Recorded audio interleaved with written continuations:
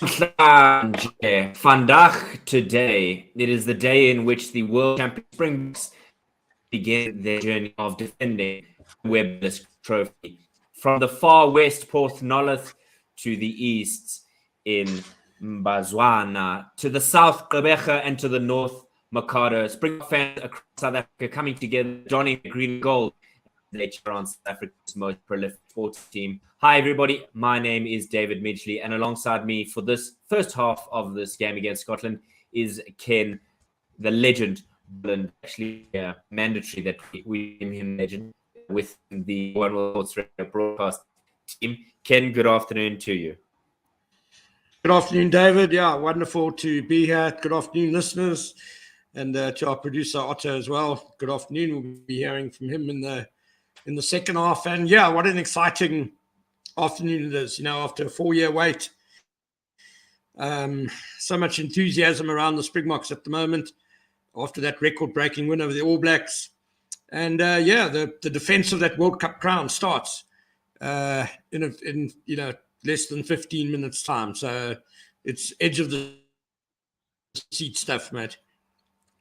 Absolutely. Don't forget, you can join us on commentary if you like by tweeting at World Cup, commenting on the YouTube and Facebook posts as well. Don't forget to like this video, subscribe to the One World Sports Radio broadcast channel, which is the one on YouTube, but simulcast Facebook to Twitter as well. We can't wait to bring you every single moment of the Springboks World Cup journey at Rugby World Cup 2023. Today's encounter, Ken, is one that Springboks don't think that they have an easy path through to the next round of matches, because this Scotland side, having come into this World Cup with their highest ever ranking in 5th, 3 out of 5 wins at 6 Nations, you've got to feel that they would feel a lot more confident with Scots in their build-up to the first game. Yeah, David, Scotland are certainly a team on the rise. That world ranking of 5 shows that. Not to be taken lightly, Scotland, they are a team that is playing with unbounded enthusiasm, really. They play a wonderful attacking brand of rugby. Gregor Townsend, the coach, has got a really talented backline doing some special things. And so it's definitely not a game that the Springboks can take for granted, especially since there is so much riding on it. Whoever loses this game beat the world number 1 side, Ireland, in order to progress to the quarterfinals. And no one wants to have that sort of pressure hanging over their heads this early in the tournament. So a massive, massive game in Marseille this evening. Absolutely. Stade de Marseille, or the Stade Velodrome in the southern corner of France, is where we find ourselves today. Angus Gardner, the man with the whistle today, he refereed South Africa's last game against Scotland, in which they won 30 points to 15. Georgian referee Nika Amashukeli is joined by Jordan Way as the touch judges for this afternoon, with Ben Whitehouse behind the television. Ken, 27 degrees in Marseille in France, with not that much wind, only 9 kilometers an hour. Do you think that the Springboks will be better placed to adjust to the conditions than the Scots? I mean, yes, they would have come from a winter in South Africa, but certainly these conditions may be a little bit in the direction of favor of the Springboks. Absolutely. Yeah, the Springboks will be more used to playing with this sort of humidity and heat and a slippery ball. Quite a few Sharks players in the Springbok lineup today. They're, of course, used to playing in the high humidity of Durban during the summer. So, yeah, they won't be too phased by the temperature. It's a bit cooler, actually, than it was opening night in Paris when the All Blacks took on France at 9 o'clock in France at the moment. Yeah, absolutely. It's one that promises to be a cracker of a game for all sides. South Africa, second place in the world and seeking to take the ascendancy upon the world rugby rankings. But that won't matter, as they have a job to do in this game against Scotland. We're going to run through both sides. We'll begin with the Scots. A bit of a strange one, Ken. It looks like both sides playing in their away kit, with Scotland in a lighter color. It's not quite a grey, but it looks like white with blue, navy blue trimmings, with the Springboks in their proverbial FNB colors, as somebody dubbed it online this week, with the light blue. Make sense to me, Ken. Is that correct? No, one cannot make sense of it, David, because it's totally nonsensical. Someone in World Rugby, apparently, it's for colorblind viewers. Whoever has made this decision has issued an edict that in every game, one team has to play in a dark color and another team in a light color. Now, obviously we want rugby to be an inclusive game, but for 100 years, as far as I know, colorblind people, I've never seen a complaint about not being able to tell the two teams apart. Yes. These are multi-million-dollar brands that you're talking about. The famous All Black jersey, the famous Springbok jersey, Scotland's blue. Yes. And, those things are paid to the table at the games, highest stage, most important tournament. Yes. We now serve strips. It makes no sense. Yeah, and with both teams in their light strips, it's a bit of a strange one, but we'll try and describe as best we can. This is Rugby Radio at its finest. We are bringing you play-by-play for this game. Let's run through the Scots side, and then Ken will take us through the defending champions. Piers Kuman, George Turner, and Xander Fagerson are your front three for the Scots, one of many Springbok wannabes in that Scotland side. A bit of fire coming immediately from me. Richie Gray and Grant Gilchrist, a well-experienced lock pairing with Jamie Ritchie and Rory Darge, your flankers for this afternoon. Jack Dempsey rounding out that pack of 8. And at the back, you've got Ben White and Finn Russell, a crucial partnership for Scotland if they're going to have front football and upset the apple cart that is the Springboks in defence, with Finn Russell really being the magic man for Scotland. He wasn't really a part of that Lion series ahead of this Rugby World Cup, barring that final game in which they managed to turn around, and it was almost too little too late in that instance. They should have played a different format. They didn't like what they did in the first 2 games and had to kind of recover in the third. Duan van der Merwe, the next South African in the mix, he's been great for Scotland this year. Nearly 100 meters a game he averages, and a number of breaks.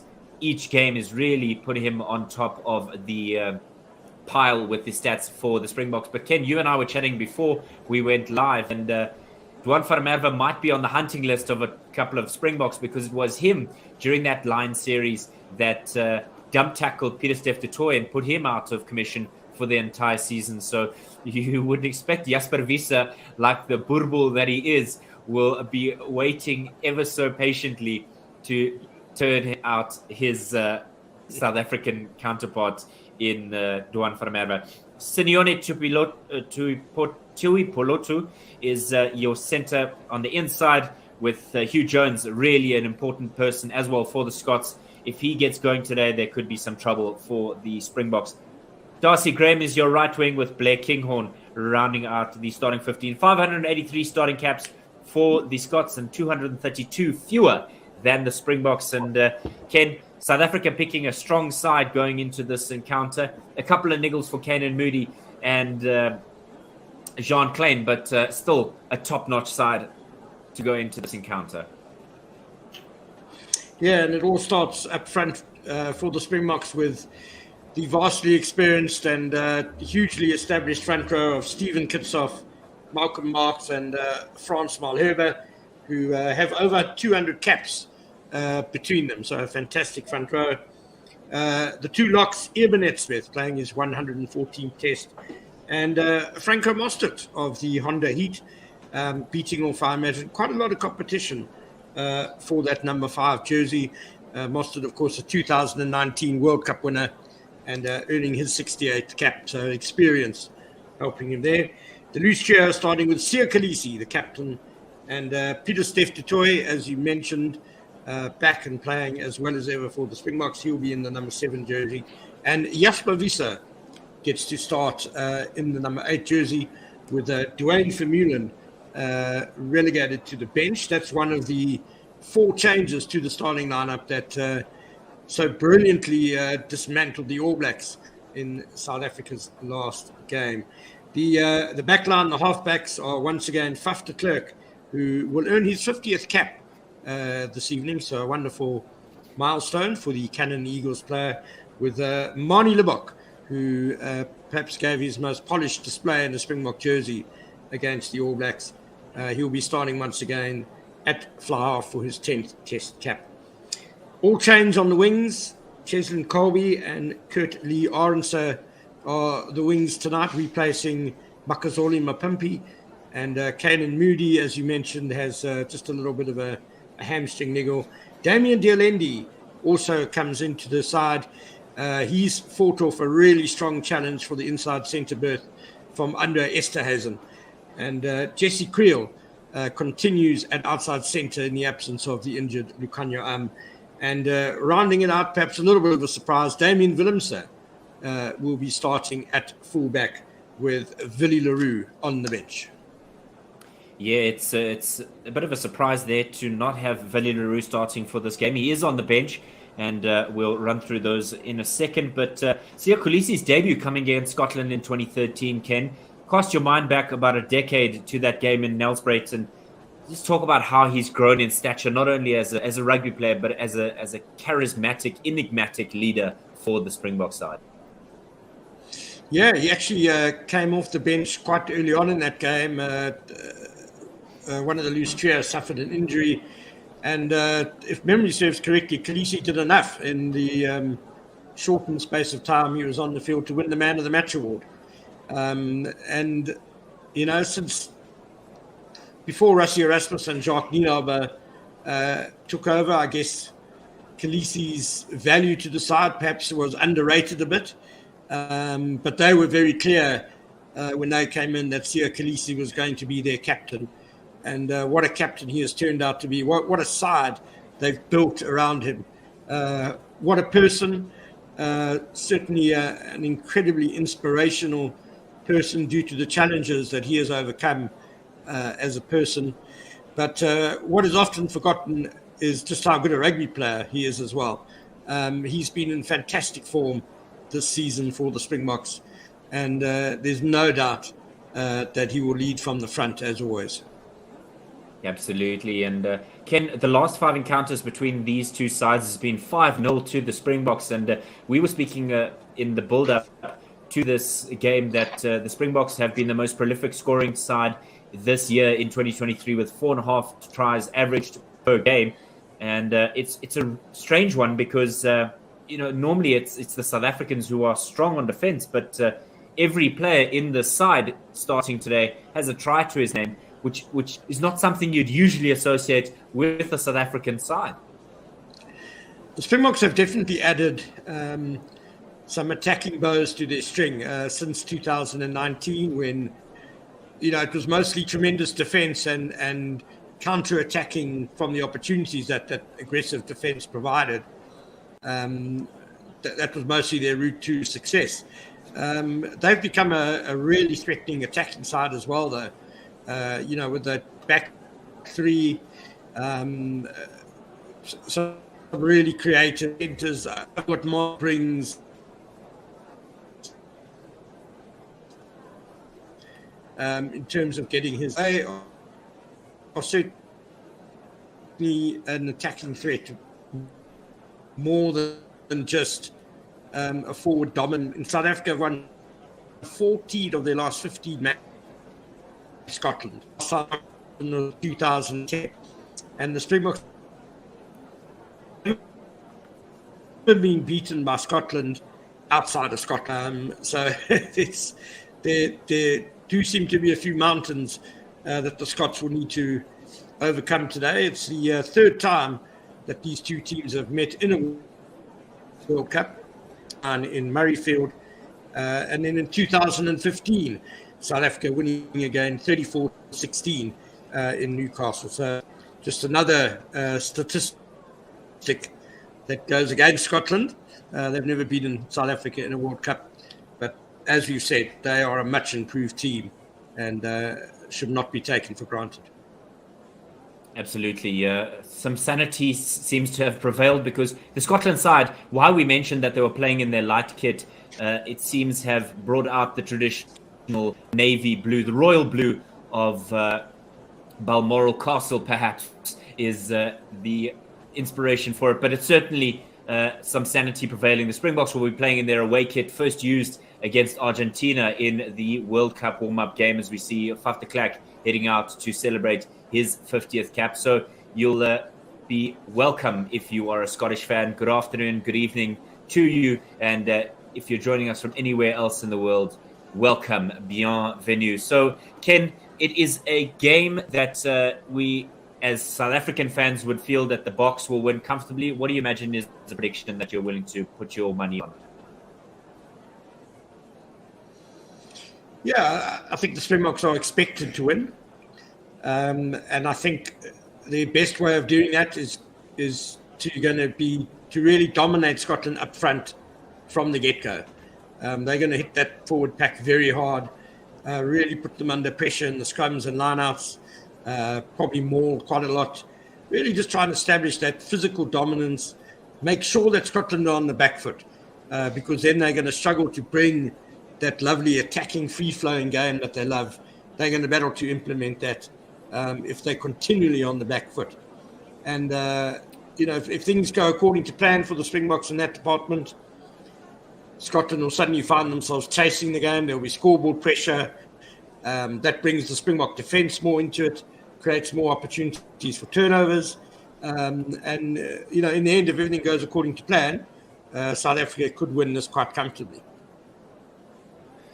Yeah, it's one that if you're a green and gold fan, you're going to think that it is perhaps a foregone conclusion. If you're a fan of the Thistles, how wonderful it would be to have an upset in this opener for these two sides. Arguably two of the best national anthems in world rugby. Ken, O Flower of Scotland being belted out here at Stade de Marseille, and then South Africa's national anthem, has to be the best. It is passion, pugnacious, and it is perfection that the Scots will be looking for.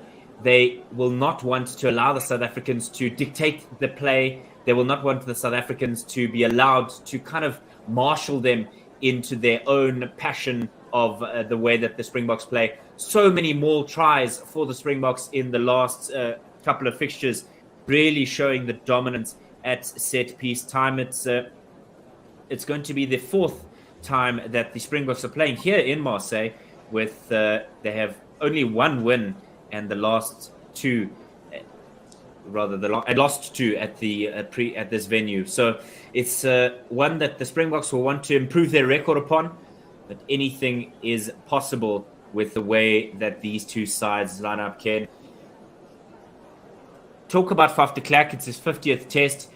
He's really been something for South Africa, a real special find in the conclusion of the career of Fourie du Preez.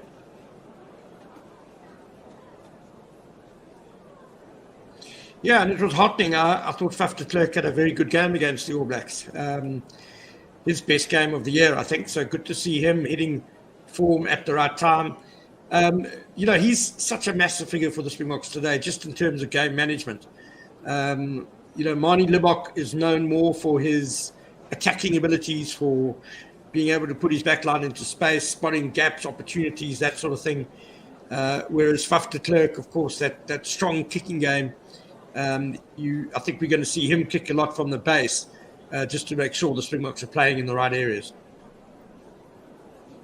Yeah, he's such an important point. It's such an important point you make, Ken, because the combination of your scrum half and your fly half are vital for the way in which you get front football. And the South Africans in Manie Libbok, you mentioned it last week against the All Blacks, just magic when he gets both of the elements of his game right, the place kicking and the ability to find men. We saw the magic of it is his partner finding, his teammate finding ability, his surgical assessment of gaps on the field against Wales, particularly that Damien Willemse try had South African fans licking their chops at the prospect of what may still come. So this is something that everybody was talking about leading up to this encounter this weekend, the way in which the Springboks come out here and how they will be dealing with proverbial dark horses of the World Cup in Scotland. Three places rather, between them on the world rankings, and these sides cannot wait to get underway. It is a privilege to bring you this game. As always, don't forget to like and subscribe so that you can join us along the way for these encounters as we bring you every single moment of the Springbok journey at Rugby World Cup in 2023 in France. It is the South Africans who will be playing right to left in their not-so-traditional colours of sky blue and white, with the Scots in their traditional colour of navy blue and white trimmings. So a blue day for rugby fans all around the world, and it's going to be an important fixture for the standings of Group B. Ireland dominating Romania. Nearly saw a bit of a blunder early on there, Ken, in that game where Romania got a try early on, and they had to kind of recalculate their structure, did Ireland, but managing to come out trumps in the end against a European nation not in Six Nations.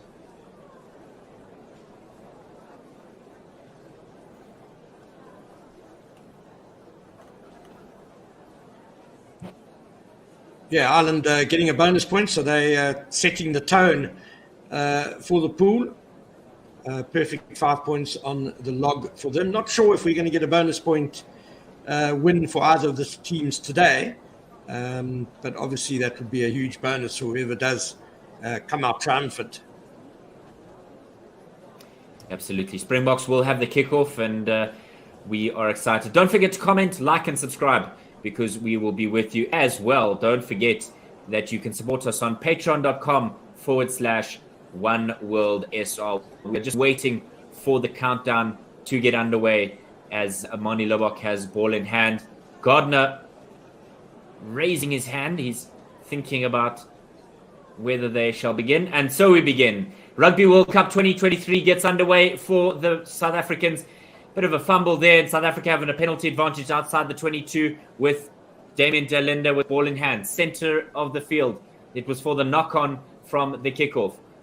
Lobok looking for a cross kick out wide to try and find Cheslin Colby. Doesn't bounce kindly for him. It'll go out. And we will have a bit of fun here with the Springboks when they do get the opportunity to play with a bit of freedom, Ken, with penalty advantage.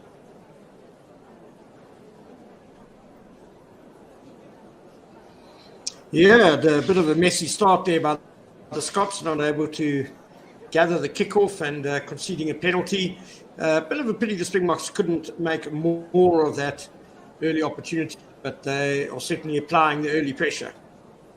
Yeah, that line out there from the Scots was chased down by Franco Mostert. Finn Russell not able to get away. This one going long. It goes out of the back, and not the intended recipient is Jack Dempsey, who's about 7 or 8 meters away from his own try line. Kicked away by Ben White, and it'll go into touch on the near side of the park between the 10 and 22 meter lines, closer to 22 than to 10. But Ken, handling errors are going to be crucial here, with the ball being a lot more slippery because of the heat and humidity at Marseille. It's the southernmost, or one of the southernmost towns in France, with Toulon not far away. Traditionally a footballing city, but nevertheless, the South Africans will want to dominate with the egg ball. To de Klerk, now to Lobok. Lobok with Jesse Kriel in space. Willemse joins the line. Siya Kolisi with the ball about 5 meters in from the far side touchline. He's got some support from men. And right against that touchline, Faf de Klerk looking for a first receiver. Mani Lobok with a cross kick out wide.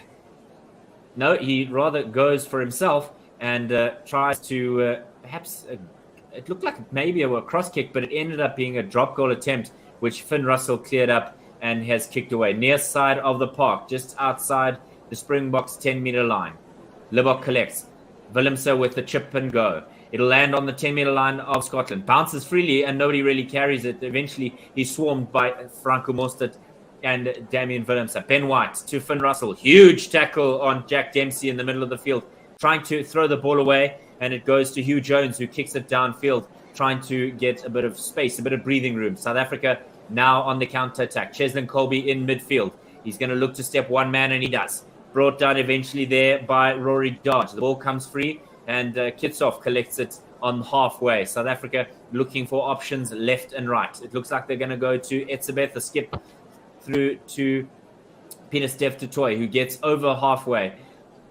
Faf de Klerk to Kitshoff, trying to hammer away at that gain line of the Springboks. It's going to be a physical game and a one that nobody wants to back down from. Libbok again with the cross kick, high-hanging cross kick for Kurtley Arendse to try and chase down. Collected in the end by Duan van der Merwe. Tips it back inside and the Springboks collect, but there was a penalty advantage by Angus Gardner for the knock-on by the Springboks. A frenetic pace to the first 4 minutes of this game, or 3.5 rather. No score yet at 0-0.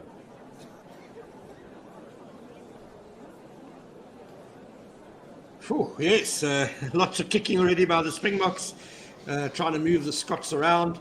Perhaps they didn't expect that many kicks so early in the game, but it's been a good start for the South Africans. Yeah, big tackle there on Jack Dempsey. They're just showing a bit of the replay magic of the feet of Cheslin Colby. Harken your mind back to Yokohama, in which he stepped Owen Farrell with the solid arm there to score and seal the game for the Springboks in Rugby World Cup 2019. First scrum in the game. This is going to be a crucial one for both sides. 4 minutes and 26 seconds gone. Angus Gardner marshalling the forwards. Lurking out wide is Darcy Graham. Plays his rugby in Edinburgh. 36 cap for him today. And the scrum collapses. And Ben White just showing his homework by not throwing the ball into the scrum all that early. Serious experience from the Springboks. And Siya Kolisi just pointing out to Angus Gardner that he wants him to have a look at how the Scots are collapsing the scrum. 5 minutes gone, and we are still yet to have a scrum. Well, we've had one that was collapsed, and I wonder if underfoot it might also be a little bit slippery. But the Springbok side, as you mentioned, Ken, full of experience. 200 caps in the front row alone. And it's one that the Springboks will feel confident. Visa tucking down. Set is the call from Gardner. Feed there by Ben White. Not really going forward. Jack Dempsey out the back to Ben White. Finn Russell. Not really having a lot of space, but Duan van der Merwe has the ball out the back. He's brought down by Cheslin Colby. About 20 minutes in from the near side touchline. South Africa trying to put pressure on Ben White at the breakdown. He was swamped there by a Springbok and not able to get anywhere far. So Finn Russell having to play scrum half. He looks for an option in Richie Gray, the Glasgow man with his 76 cap, and Stephen Kitshoff, the guilty party there as referee Angus Gardner blows his whistle, perhaps coming around the side, guilty of being offside rather. And now an opportunity for Scotland to clear their lines as one of the Scotsmen has lost a tyre.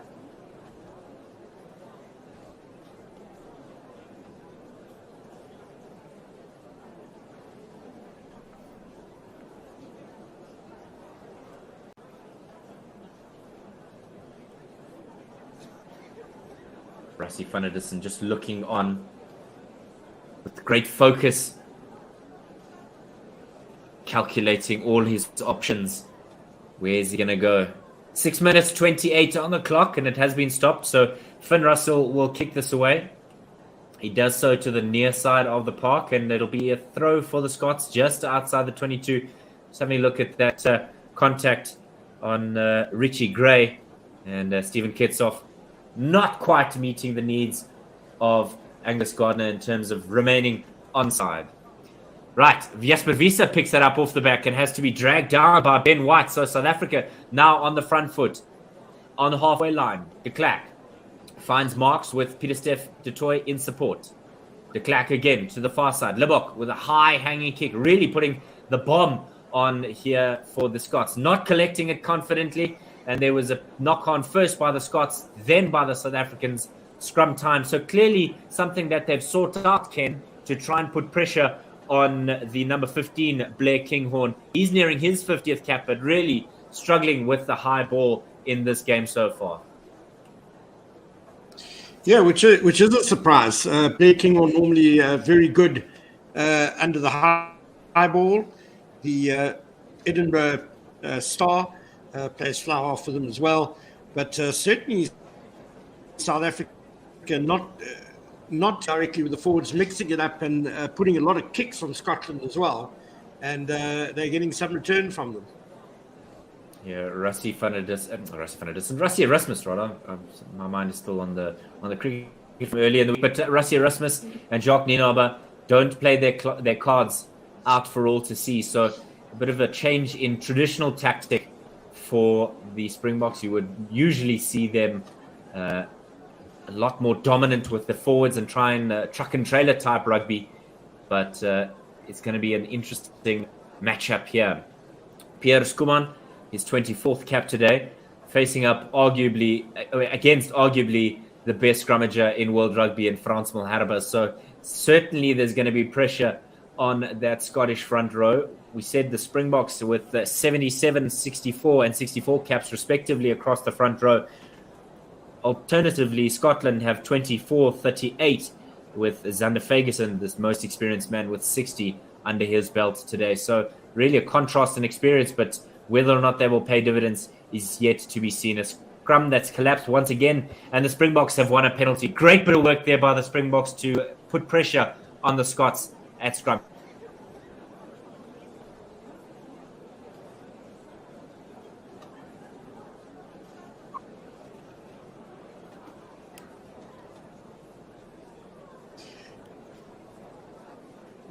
There's that power coming through, that forward dominance that the Springboks would have wanted. And in that one, the Springboks clearly dominant and really crushing the Scotland set piece.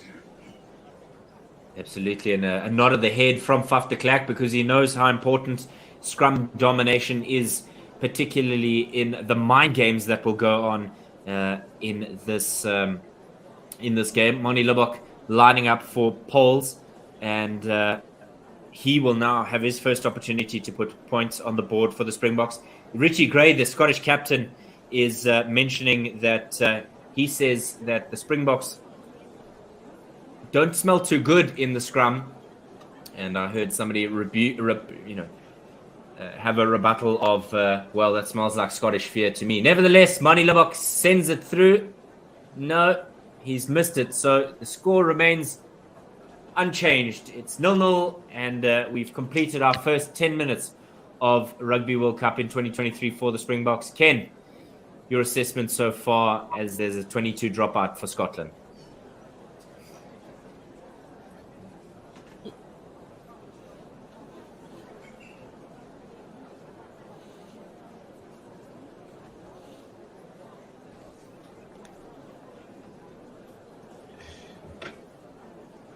So we've unfortunately got slightly unsynchronized feeds, David and myself. So in the meantime, Moni Lubbock has now succeeded with a second attempt at the poles. So South Africa are leading 3-0 as we enter the 15th minute. Springboks in possession, just inside their own half, 15 meters in from the left-hand touchline, and Faf de Klerk launches a kick down into the Scotland 22, where Blair Kinghorn takes very comfortably and calls for the mark. Bit overcooked there, that kick by Faf de Klerk. And Kinghorn takes finding his radar early on. And he's opted not to go for touch. It's gone very deep to Damien Willemse in the left-hand corner. Willemse runs and puts a little chip kick ahead, which Scotland have regathered. Ben White to Rory Dodge. He can't make much headway. Finn Russell now under pressure on his own 22, kicks straight down the middle of the field, and will find Moni Lubbock running, chipping ahead, the bounce. Finn Allen has just managed to clutch that out of the grasp of Marnie Libbok. Scotland in possession. Inside their own half, the ball bouncing around like a pinball as it goes back into their 22. Pushed upwards, and Damien Diallo was very nearly in position as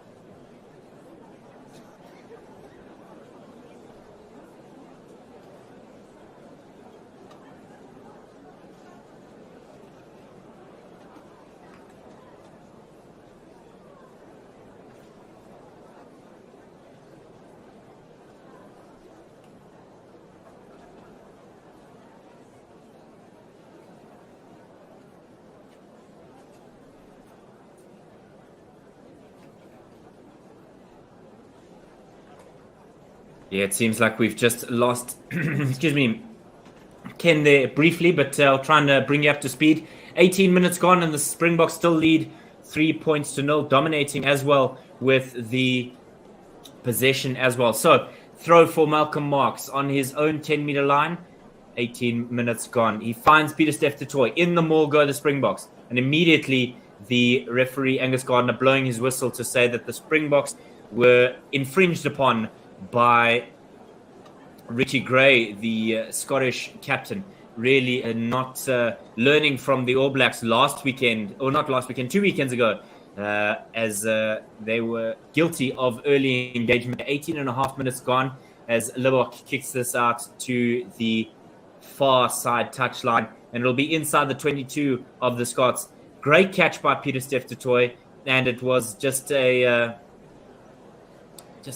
early engagement from Richie Gray on South Africa's number 7.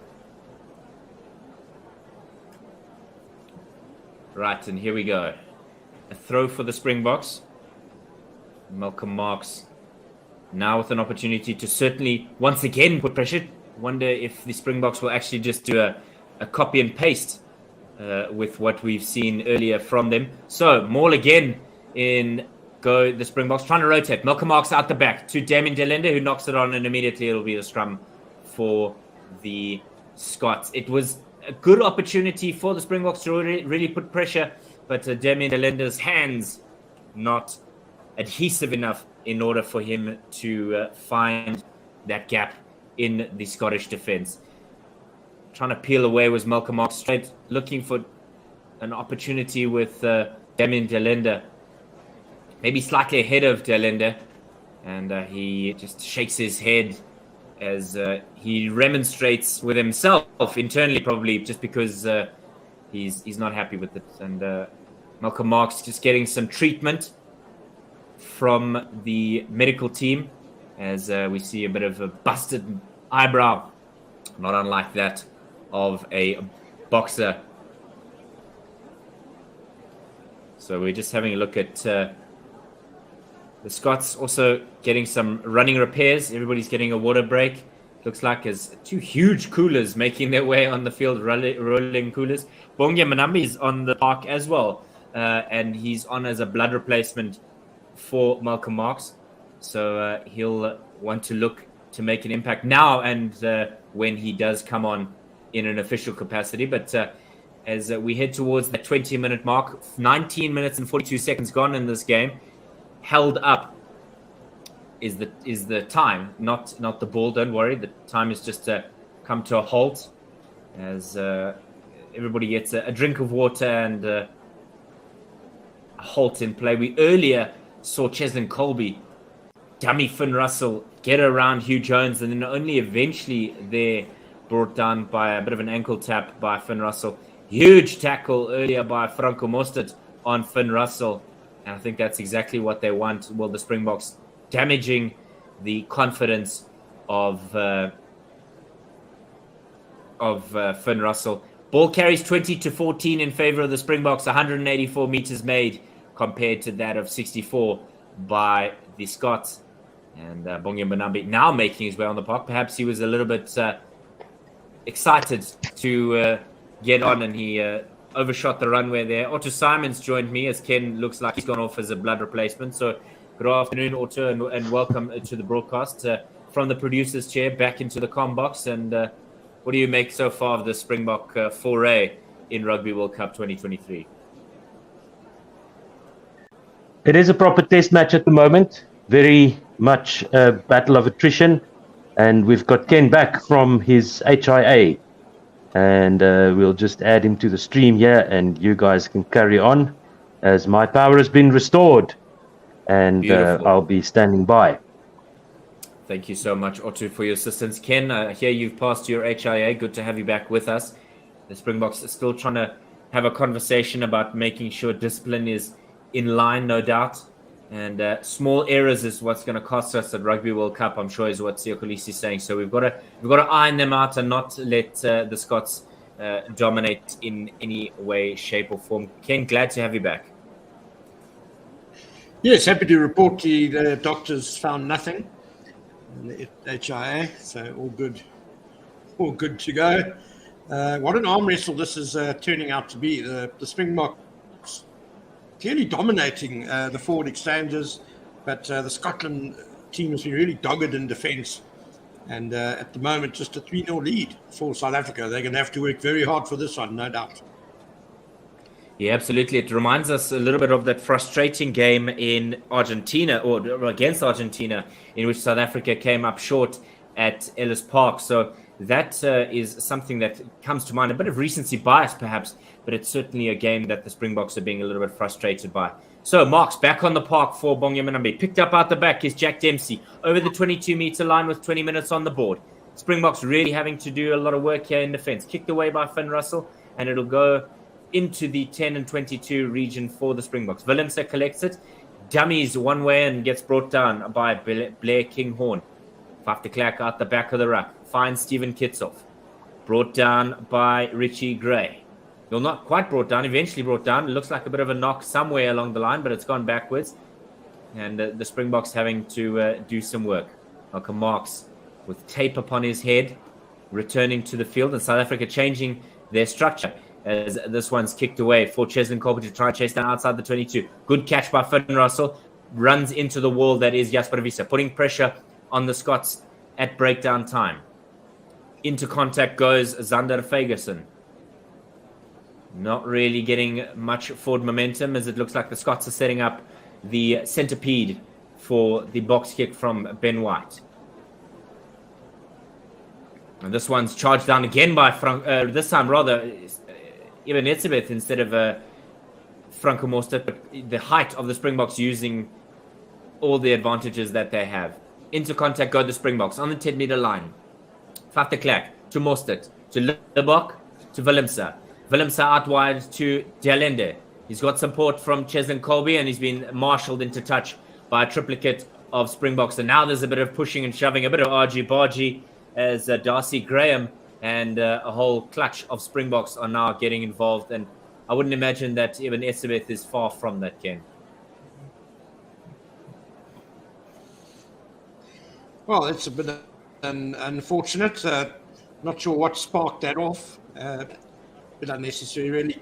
Discipline, absolutely vital. And the Springboks with good field position here. They've been able to trap Scotland down in the corner. But obviously, if they concede a penalty now due to ill discipline, it will undo all the hard work. Absolutely, you want to put pressure on these defenders while you are very near to their try line. 21 minutes 40 seconds gone, and Ken, I think you can take us to the half-hour mark if you'd like. Cool, yeah. Damien Dialende with a strong carry, but three Scotland defenders doing a fine job of getting him into touch. And that's pretty much been typical of the Scottish defence today. Really manful, very determined. But it will be a line-out once the...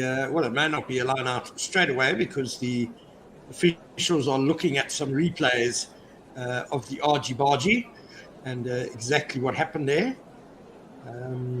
there were no actual blows thrown around or anything. Just a lot of pushing and shoving and.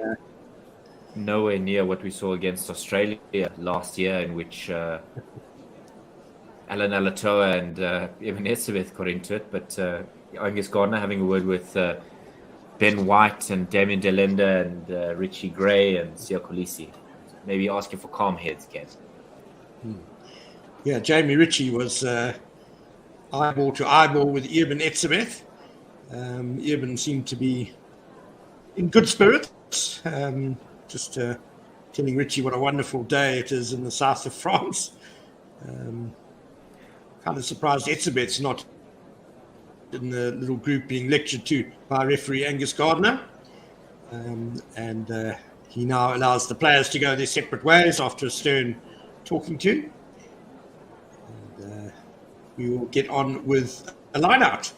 About 4 meters outside Scotland's 22. They will have the throw through George Turner, a short line out, lots of toing and froing, but in the front of the line out, it is taken by Grant Gilchrist, and they're trying to make headway in terms of a maul, but the Springboks have rather enveloped them, and it goes down to ground. So Scrum Ben White is passed to Propius Kuman to set up another little pod, another little carry outside 22. Of course, Scotland, so unable to kick directly for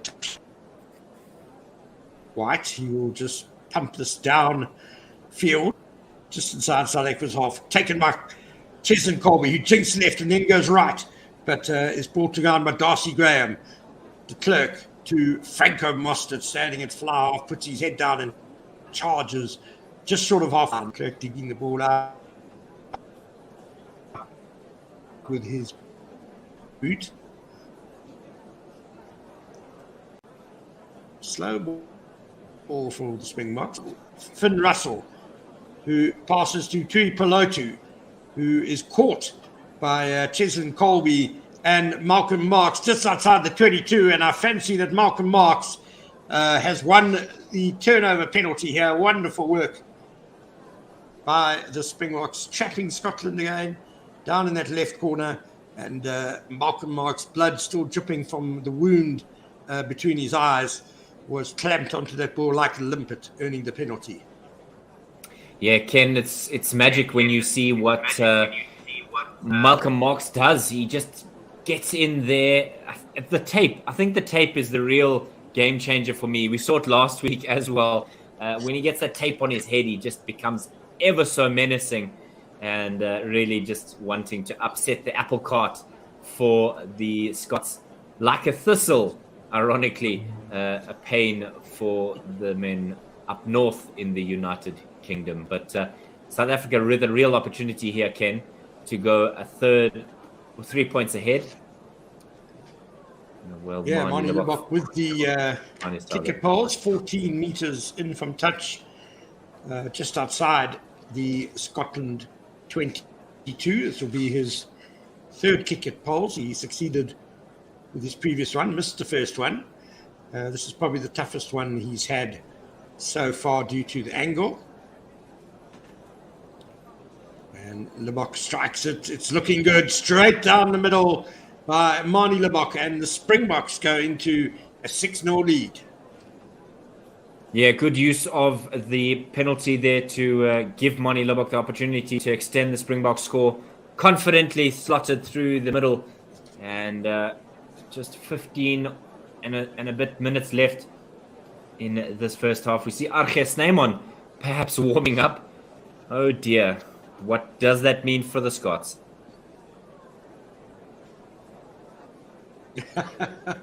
Yeah, it's quite daunting when a figure as sizable as that comes off the bench. He reads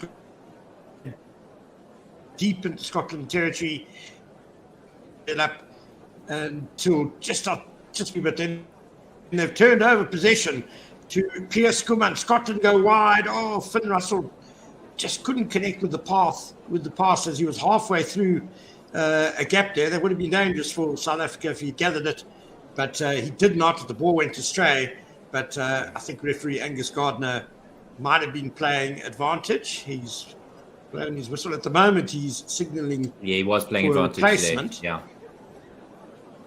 Yeah, so it was a Scottish advantage. The South Africans in error there, but huge tackle again on Finn Russell. No, it wasn't Finn Russell, rather.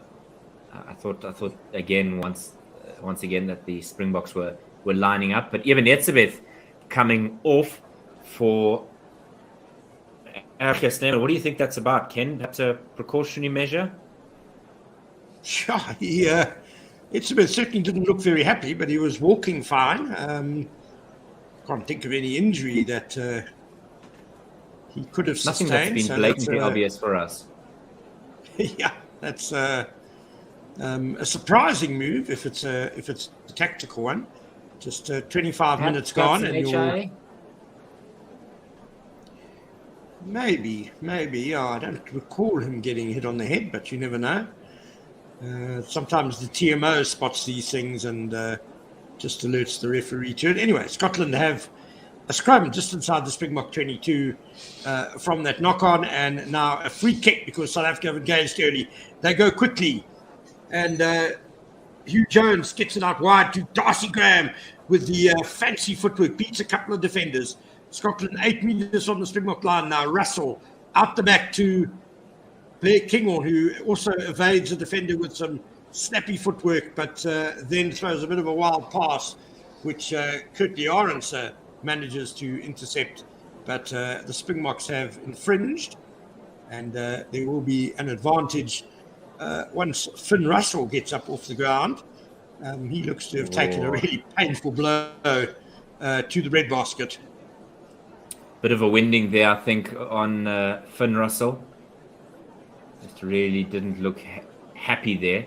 Just having a look at this play again. Great bit of work to send it out wide. Really trying to use the full width of the field to find Darcy Graham.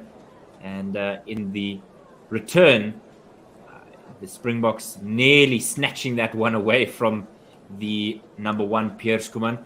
Which is rather quickly, Arendse intercepting last weekend as well. So it nearly could have been 2 from 2. Bit of a late tackle there with no arms there from Finn Russell. He got winded from that, but he's been the guilty party there. Ken, I mean, how? Yeah, that looked like a bit of a shoulder charge, to be honest. Bit of an Owen Farrell, and then he got injured. His ribs, his stomach area.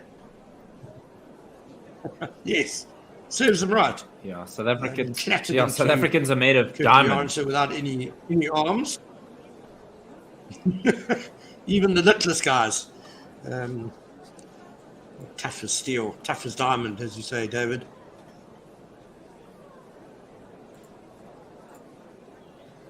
Yeah, he just shoulder charged there, Curtly Arendse, who was getting some treatment from the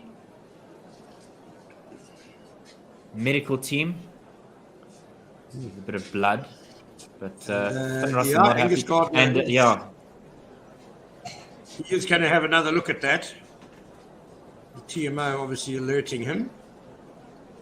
Ben Whitehouse, today's television match official from Wales. So by no means a friend of the Scots. You wouldn't think that they were compadres. Well, they do have that sort of. They do have that Celtic brotherhood. The Welsh, the Scots, the Irish. There's no arm wrap there, Ken. Sorry, just having a look at the tackle. There's no arm wrap there. Yeah, sure. He's just come in with a tucked arm. To me, there could be a yellow card here. There's no head contact, but certainly he's not wrapped at all, Ken. And Finn Russell could find himself sitting in the sin bin with a wince every time he moves with the chest. Yeah, I think that could well be a yellow card. It's a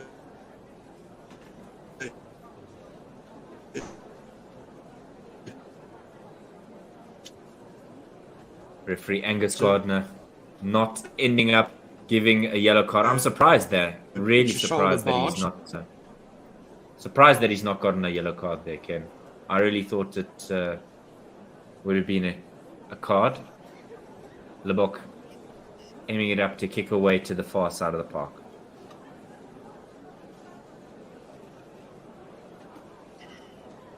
And Lebok is curling that, just makes it into touch as Blair Kinghorn tried valiantly to keep the ball in, caught it with both hands, but then just kind of teetered over into touch.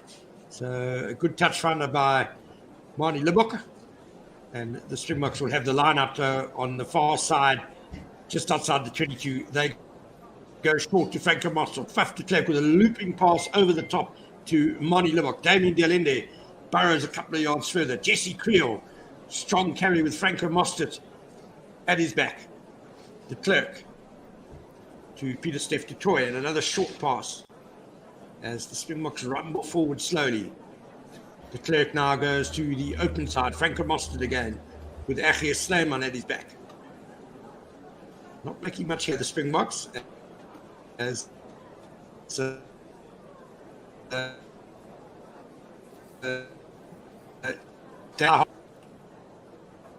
Klerk now comes back to the left. Franco Mostert, and he's lost the ball forward in the tackle, and Scotland will clear their lines with Kinghorn pumping a high kick down into the Springbok half towards the left touchline, taken by Orense, who launches an up and under. Down it comes. There's a couple of Scotland players playing netball with it, and eventually it comes down their side to Duan van der Merwe. Ben White, 8 meters inside his own half, will pass to Finn Russell, who will probe the near side touchline over Curtly Orense's head. He manages to keep it in play, though, with a deft little one-handed tap of the ball, tapping it backwards to his own line, regathers, and then launches the touch.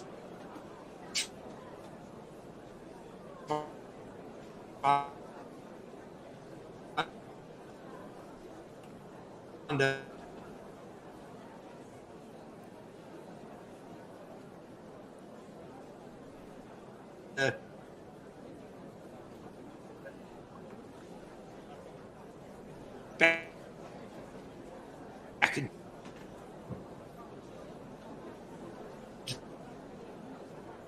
Scottish territory. Good work there.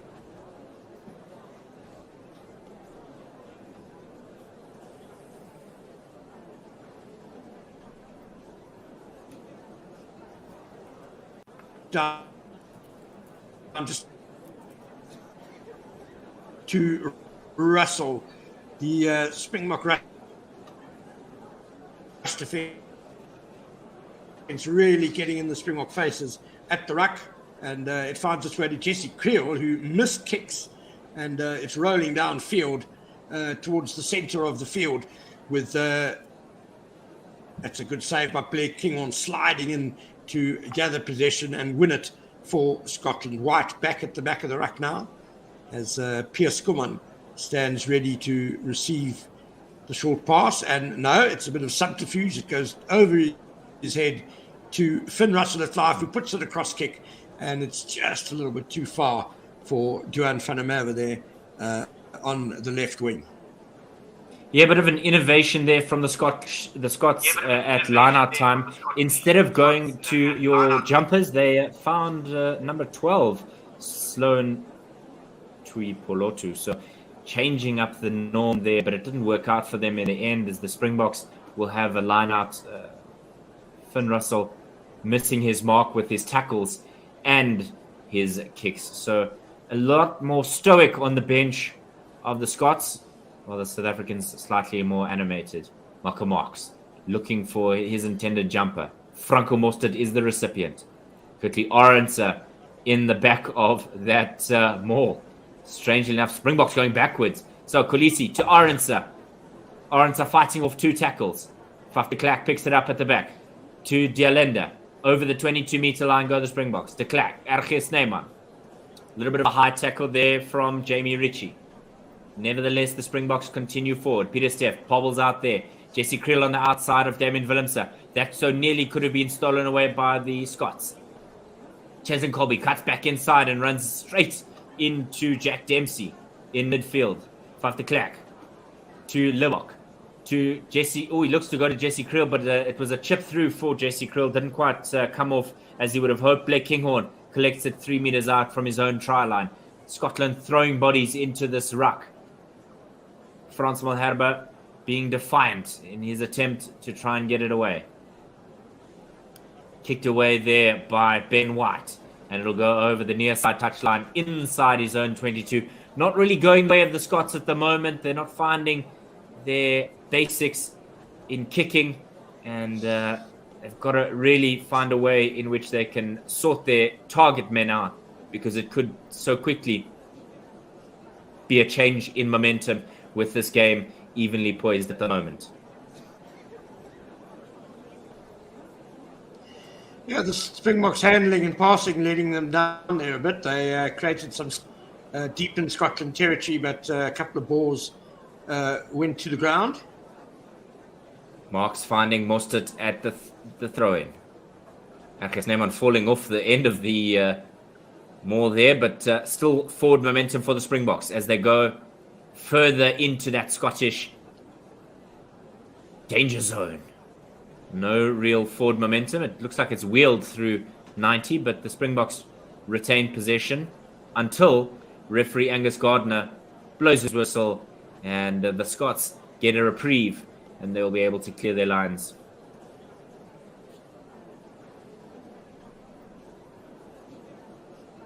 Yeah, staunch work there by the Scottish pack. That Springbok ball certainly had a bit of momentum and looked threatening, but the Scots regrouped and managed to counter shove and wheel it. So great effort by them, and they'll get to put in at the scrum as reward. Just rewards indeed. As we'll be bringing you our podcast Crash Ball at the halftime mark, so stick around when the half concludes, because we will be bringing you our thoughts in the short break that we do have. Kobus Ranach and John Klein in the stands, keeping an eye on proceedings. They'll want to be part of the starting lineup, and perhaps Romania is the game for it if they're all fit, and Tonga, depending on how this game goes for the Springboks. 6 minutes remaining in the first half. Don't forget to like and subscribe. We want to be with you as we journey through Rugby World Cup 2023 with the Springboks. So ding the bell so that you know when we're going live. The next game against Romania for the Springboks. But there's still much of this game to go. Feed by Ben White. Picked up at the back. Brought down is Jack Dempsey, as this one is thumped away by Ben White. Collected by Willemse on his own halfway line. Chip and chase. Or kick and chase, rather, is opportunity. It bobbles out again. A bit of netball once again from everybody. And it's a Springbok knock-on, meaning that the Scots will again get an opportunity to clear their lines, Kenan. 2 reprieves in the last 10 minutes for the Scots. South Africa putting under pressure, but not able to convert in the final third.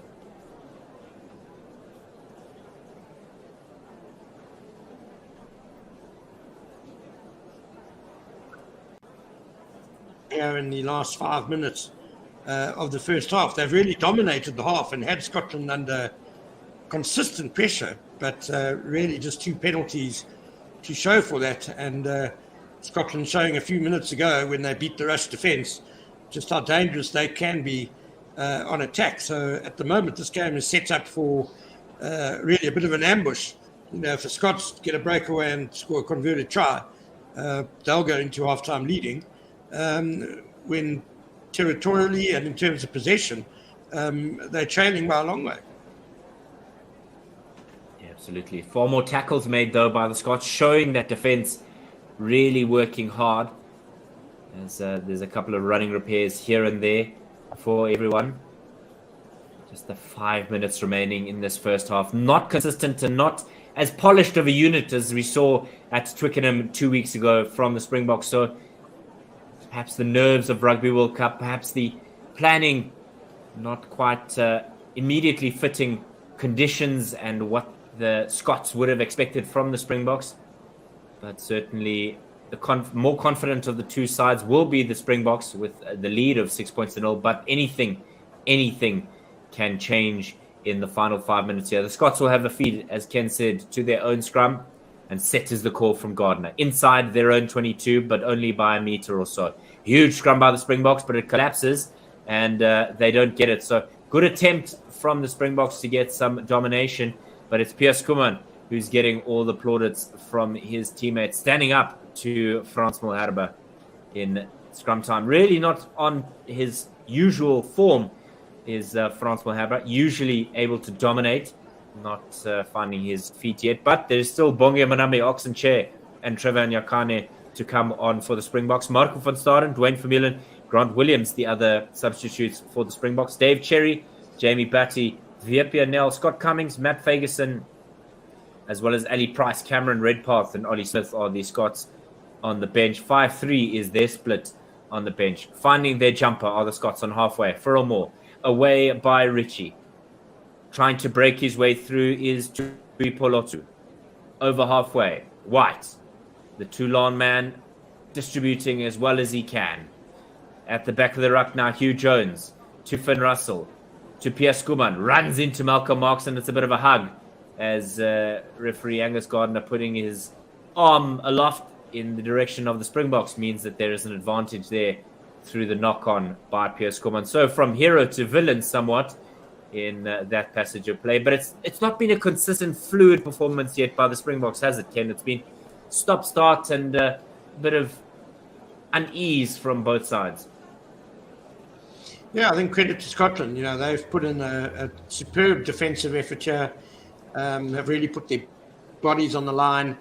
And that coupled with the Springboks lacking a bit of sharpness, not being at their best, has led to quite a scrappy first half, really. It's been, I'm sure, a great frustration for the Springboks because they will feel that they've got the upper hand in this game, but it's just not really reflecting on the scoreboard so far.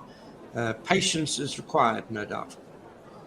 Yeah, certainly. I think towards the back end of this game, probably after the hour mark, you'll see the momentum perhaps shift in favor of the Springboks because of the ability to manage the heat. But it doesn't help if you're collapsing scrums right and left. And it is again Frans Malherbe's side of the scrum going down there. So certainly a conversation to be had at halftime about whether you bring on that bomb squad, Oxenchair, Trevor Nyakane, and Bongi Mbonambi to replace what looks like quite a frustrated South African pack and perhaps a fatigued one in the heat of Marseille.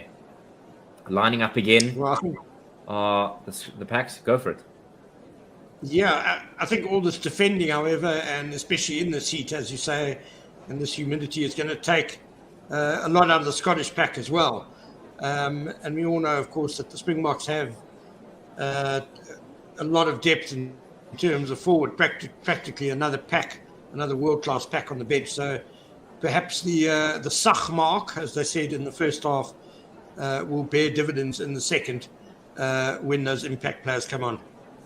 Huge scrum by the men in dark blue. Boy, oh boy, Xander Ferguson, welcome to the game, son, as they've absolutely mauled the Springboks there and got a penalty advantage for it.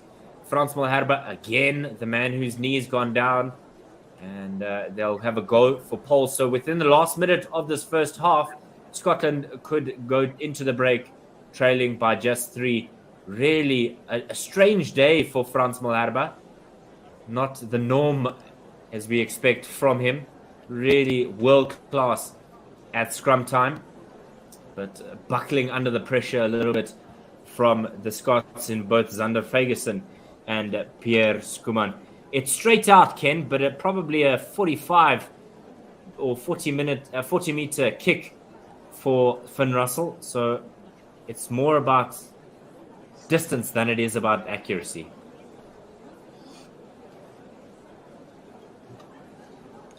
And what a fillip this will be for the Scots. They can go into halftime down. Kicks it. Has he got the distance? Yes, he does. Halftime hooter is gone. It is 6 points to 3. Scotland back in the mix of it all. It's been a frustrating half for the Springboks. Ken, what do you make of that first half from both sides?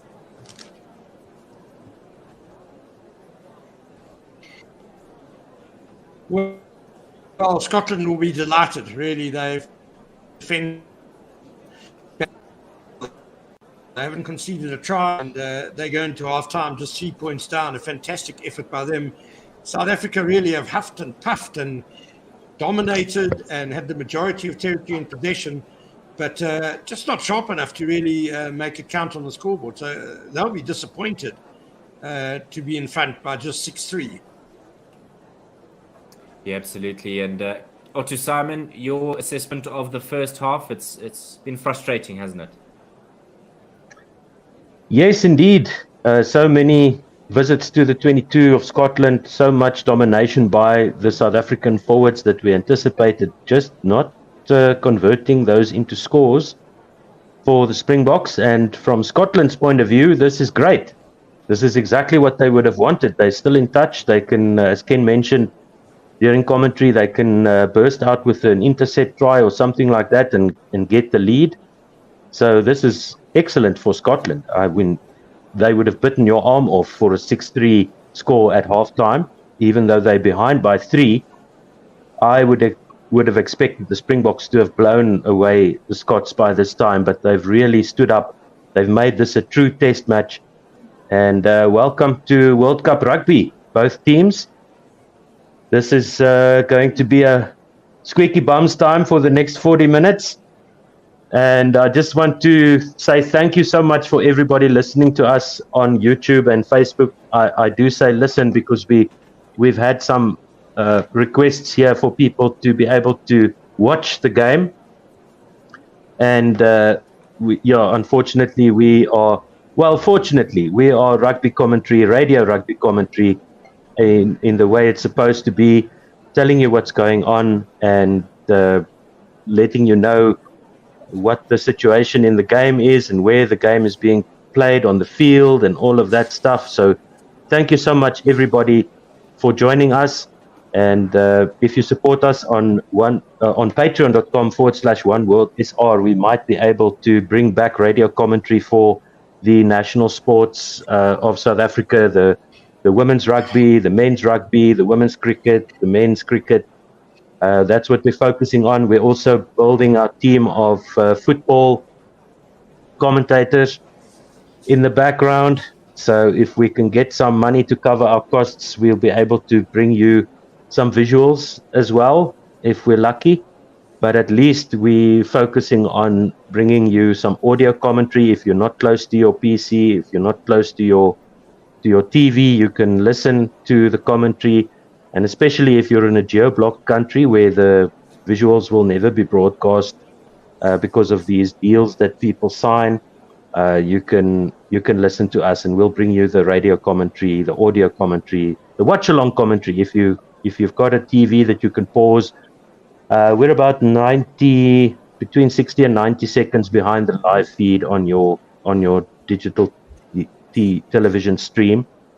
So once again, thank you very much, everybody, for supporting us, and we do appreciate it. And this is what keeps us going at the moment. The more people we have on this channel listening along and watching our reactions, this is the Gogglebox version.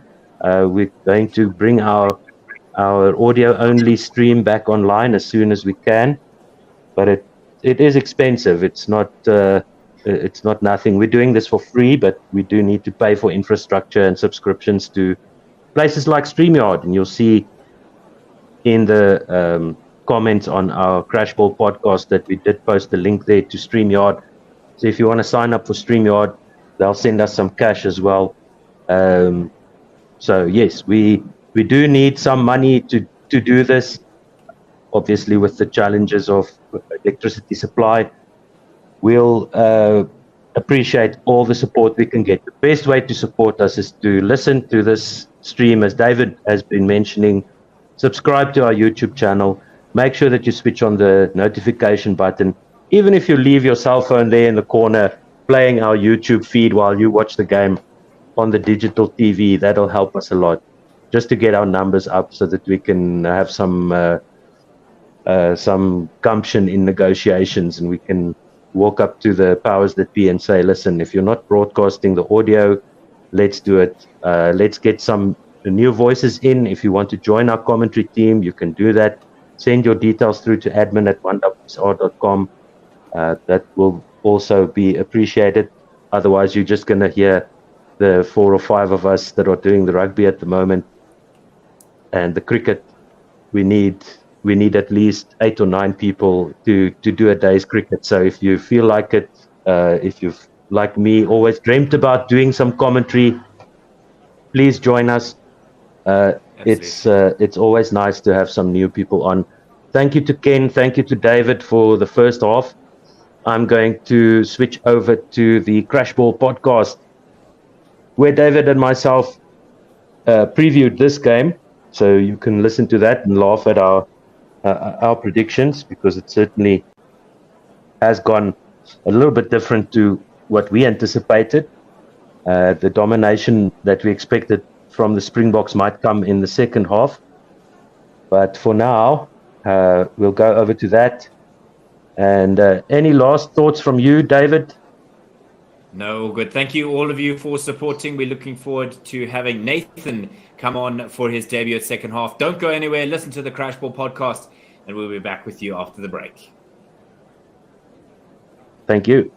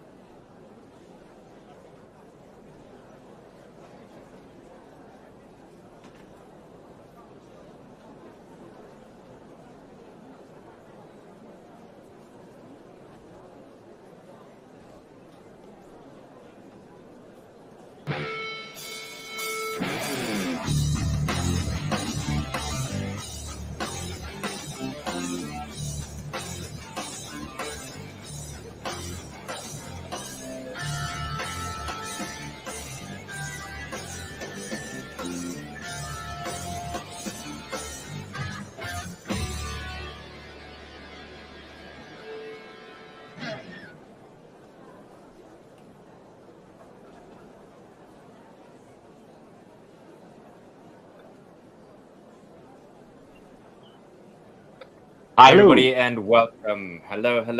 Hi, everybody. Welcome to this next episode of a Crash Ball podcast on One World Sports Radio. My name is David Midgley, and as always, my partner today is Otto Osmaster Simon. Hello, Otto. How are you feeling today? I'm good, thanks, and you? Very excited for the start of the Rugby World Cup. We'll get straight into it in a moment, but yeah, good night last night. I don't know if I dreamt it, but I imagine New Zealand are a bit of a flat spin at the moment. Yeah, it's a bit of a different situation than most people are used to, I guess. It's one where New Zealand lose a World Cup group game. I mean, that's what, the first time ever?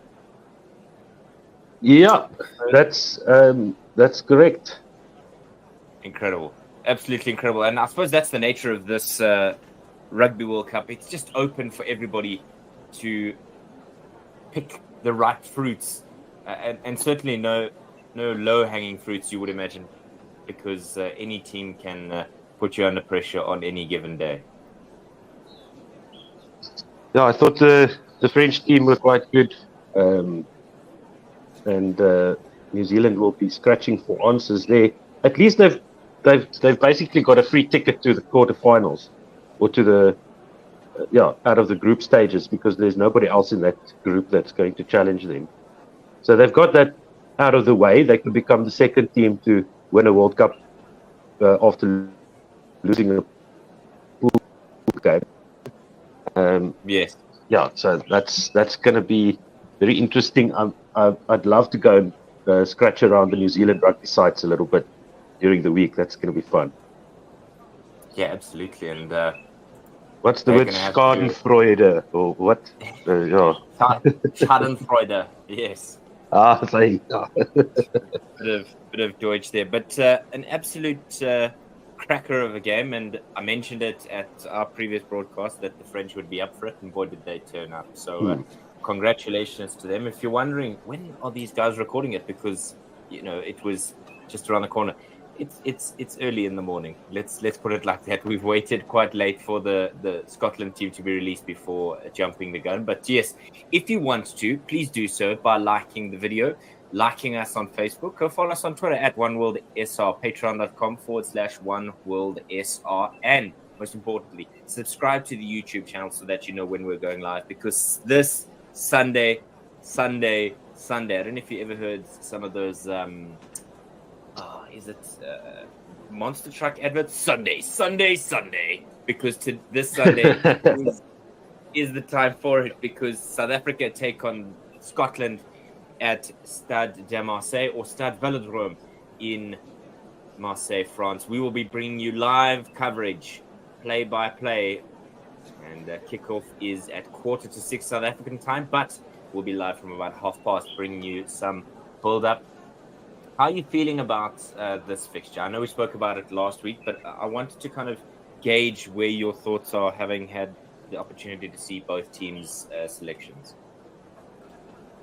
Well, actually, I haven't seen the Scotland team, but we pretty much know what they're going to look like. They've got probably only about 16 or 17 players that they can pick in their first 15, to be honest.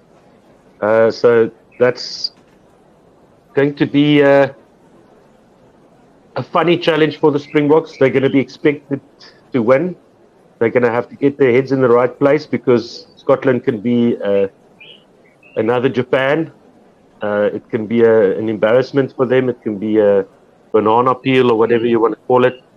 It's a tough pool that we're in. If we lose to Scotland, we have to beat Ireland to top the pool, you would feel, because Scotland also have some ambitions of making it through to the last 8. So if they want to do that, they're going to have to go through Ireland to do that, and not through us. That's my hopes. I picked on. We'll get to our super group picks in a moment. I think it will be a pretty comfortable win for the Springboks if all goes well. I think the challenge that I have is as trying to look at it from a neutral perspective. I think Scotland don't have enough on the bench, and I think that's the challenge that a lot of the teams at Rugby World Cup are going to face, because I think they're going to find themselves in a position where they don't have the firepower to get us the last third of the game. I think that's where they'll struggle, and I think that's where they'll find themselves kind of having to.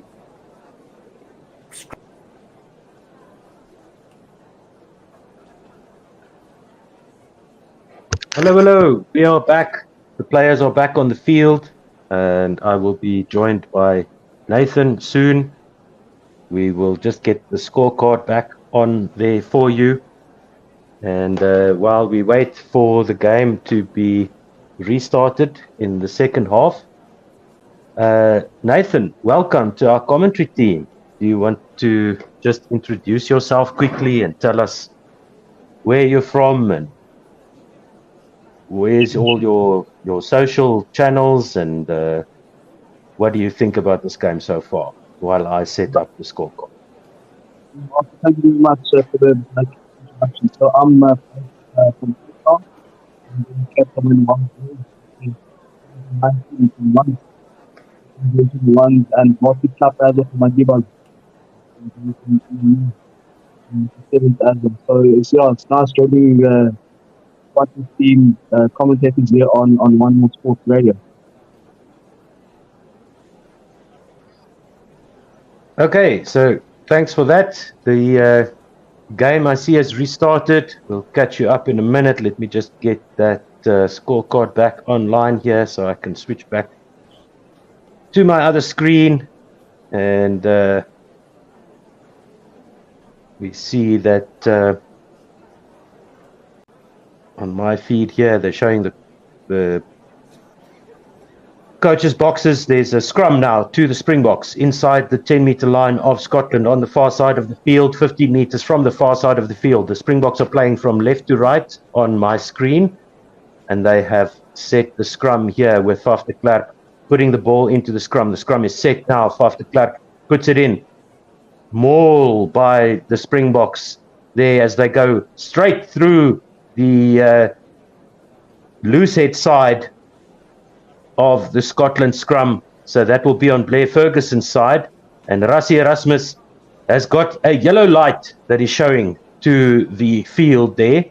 So that's a harp back to the past. Manie Libbok indicating that he's going to line up for poles. He's inside his own half there. Let's see the replay here of the scrum. And it was just a demolition of Ferguson on the loosehead side for the Springboks. Xander Ferguson on the tight head side for Scotland. Being rumbled over there by the Springboks. Manie Libbok will set up this kick from 15 meters from the far side touchline and is about 3 or 4 meters inside his own half. With the right boot, he's stepping back now, looking at the poles with that worried look on his face that he always has. Now, it doesn't matter what's happening in the game. He's always got that slightly worried look on his face. And steps forward now, kicks it. And it's sailing through the air. It's to the left of the left-hand upright. It will be a kick by Scotland to the far side of the field, and they won't find touch. South Africa with possession going over the 10-meter line of Scotland now is Damian Delende, supported by Kolisi and Kitsoff. Faf de Klerk with the ball inside now to Franco Mostert, who once again goes over the 10-meter line. Faf de Klerk to the short side.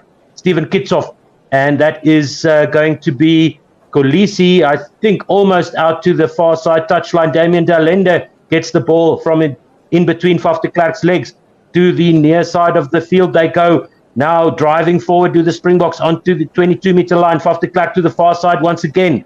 They set up another maul to the Springboks. A lot more pace in their attack here. Damian Delende burrowing through there. Piers Kuman grabbing him and setting him back onto the 22. Stephen Kitsoff over to Malcolm Marks, who makes it over the 22-meter line.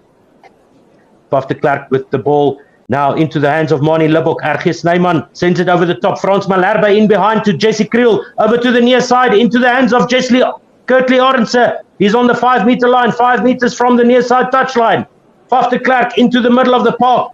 Mostert going onto the 5-meter line once again. Ball through the legs there to Faf de Klerk, and it's ripped out of the tackle there by Blair Kinghorn, who came up quickly in defense, but the referee says there was a knock on. It will be a scrum to the Springboks. About 12 meters in from the near side touchline, 6 meters out from the Scottish try line. The Boks just keep piling on the pressure. No, good start by the Boks. Obviously, they didn't start very well in the first half. Scrappy and being flat, especially in the first half. We know that we do have a very powerful attack, especially on the bench as of the Boks. So, wonderful start here by the Boks. Yes, indeed. So, that was a great pass there by RG Snyman. Basketball pass over the top of the tackle out to Frans Malherbe, who then went back in to connect back with his backline players. And Springboks now with the pressure on Scotland. They are going to try and see if they can nail this scrum ascendancy that they've had in the past few scrums. Still the same starting scrum for the Springboks, except for Eben Etzebeth, who was replaced by RG Snyman. Jasper Witse at the back pulling up the shorts of the locks, and they set the scrum now. Faf de Klerk has got the ball. at the back. He's going to send it into the middle of the park, into the hands of Damian Dalende, who makes it over the 5-meter line almost before he's driven back. And then he rolls back around. Scotland trying to reach over, but Faf de Klerk has it into the middle of the park, right underneath the Scottish posts, 5 meters from the line. Faf de Klerk out to the far side of the park. Malcolm Marks makes it into the 5-meter area. Now Pieter-Steph du Toit rumbling it up with Kitsoff and some support from his mates, and he's over the line. That's the first try of the match.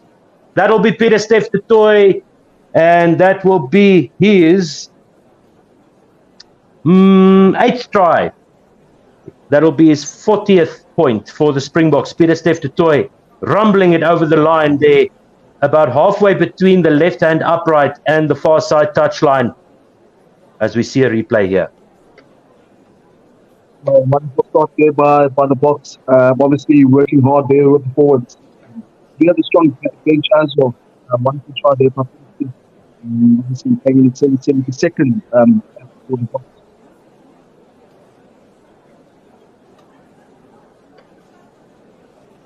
Oh, that was an awesome display of power there by Pieter-Steph du Toit, supported by Kitsoff, who pulled him over the try line, and just bumping off the tackle there of the Scottish number 2, George Turner, as he went over the line. And now Manie Libbok lining up for the kick. 47 minutes gone, 11 points to 3. The Springboks lead now. 18 seconds on the shot clock, counting down.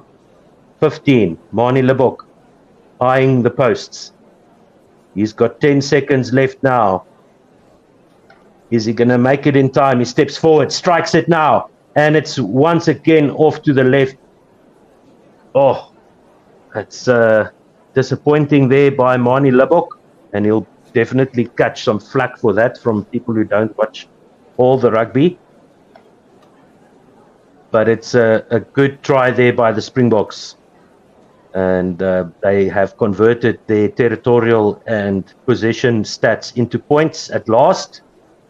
What we talked about during the break a little bit and before the halftime. So, Finn Russell in the middle of the park. Scotland playing from right to left. He's going to take the kick off. He sends it to the near side of the field. It's going to be collected by... that will be Jasper Wiese, who rumbles it up into the arms of the number 4 for Scotland, Richie Gray. Faf de Klerk has the ball at the back of the ruck, and he kicks it with the left boot to the near side touchline. And it's going to be a line out to Scotland, just about on the 10-meter line of the Springboks.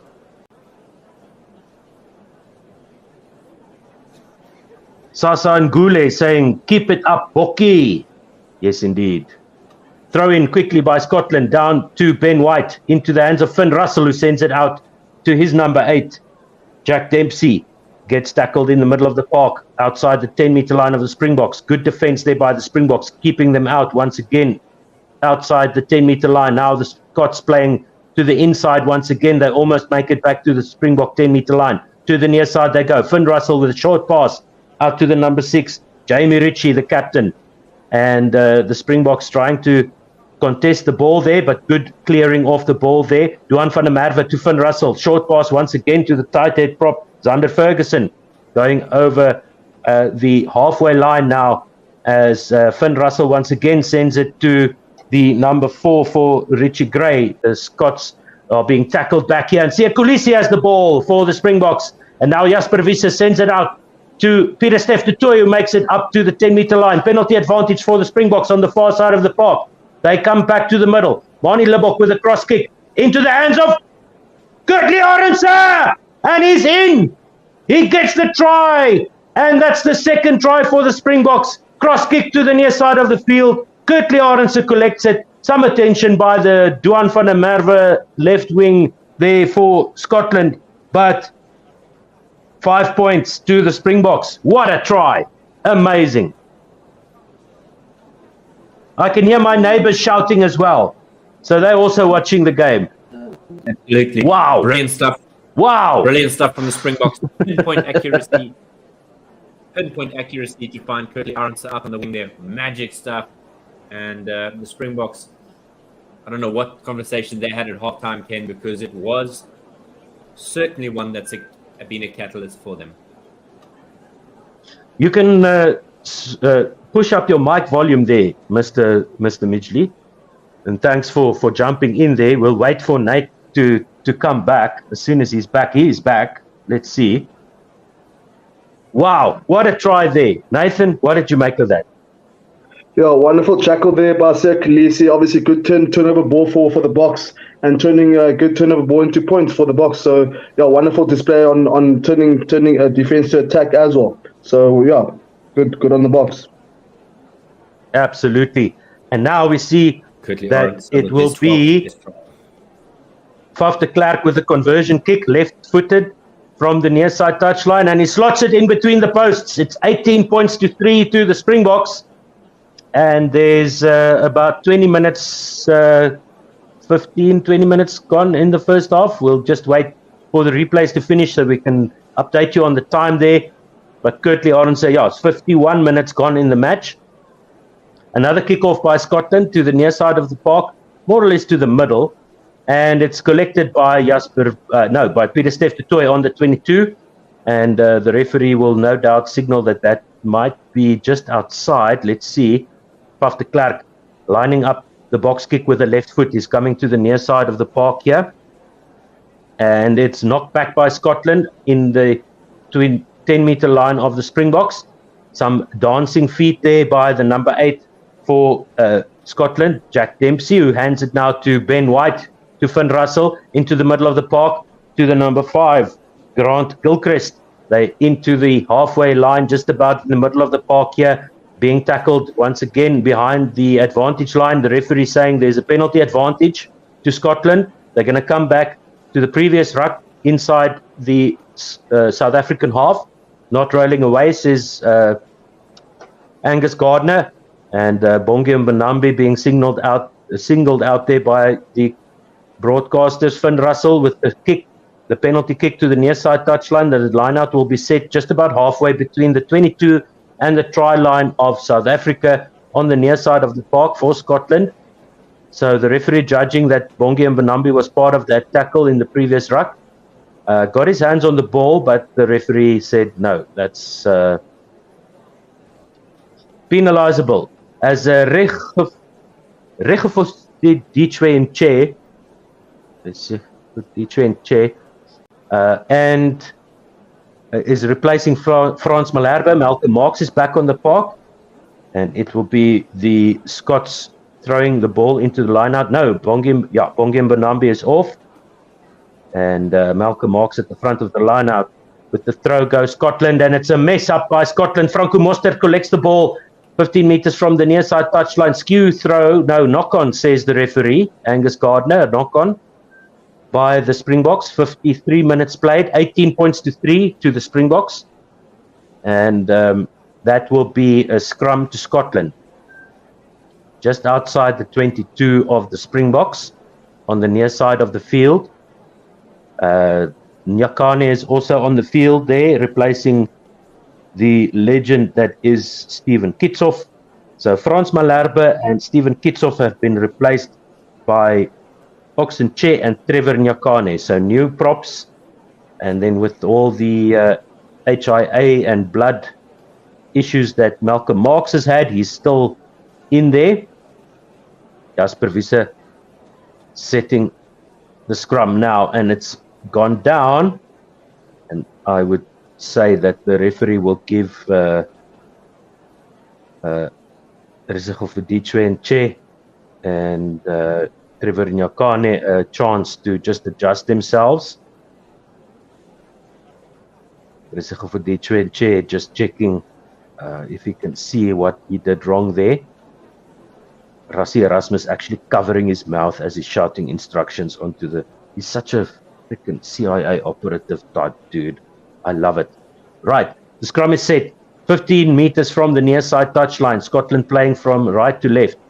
The Springboks will have a defensive scrum here, 15 meters in from the near side touchline and about 10 meters into their own 22 with Ben White, and it's a demolition of the scrum once again. Penalty to South Africa, and as Faf de Klerk hassles Ben White there for the ball, They almost make it to the near side touchline, and Faf has a smile on his face.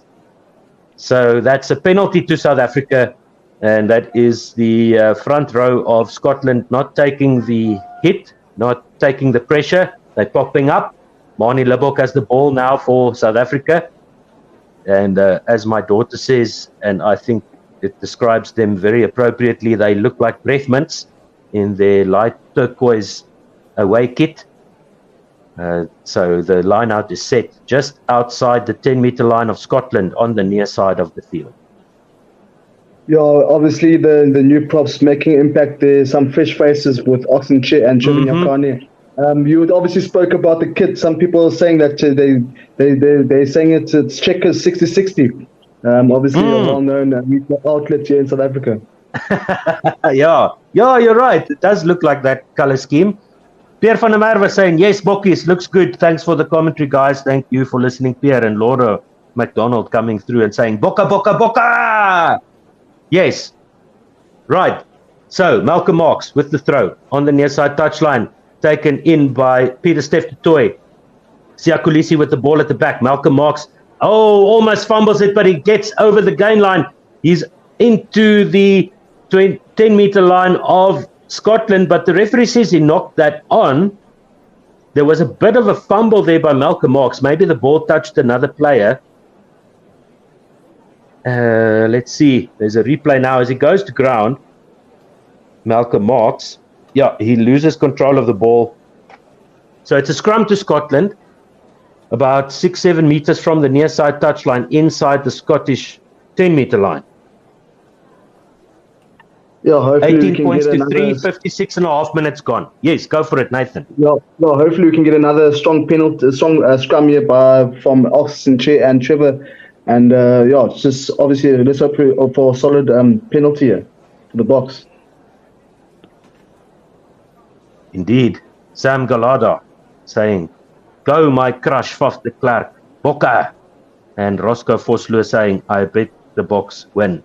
Well, don't bet on it yet. Ben White has the put into the scrum, and it's a penalty to South Africa.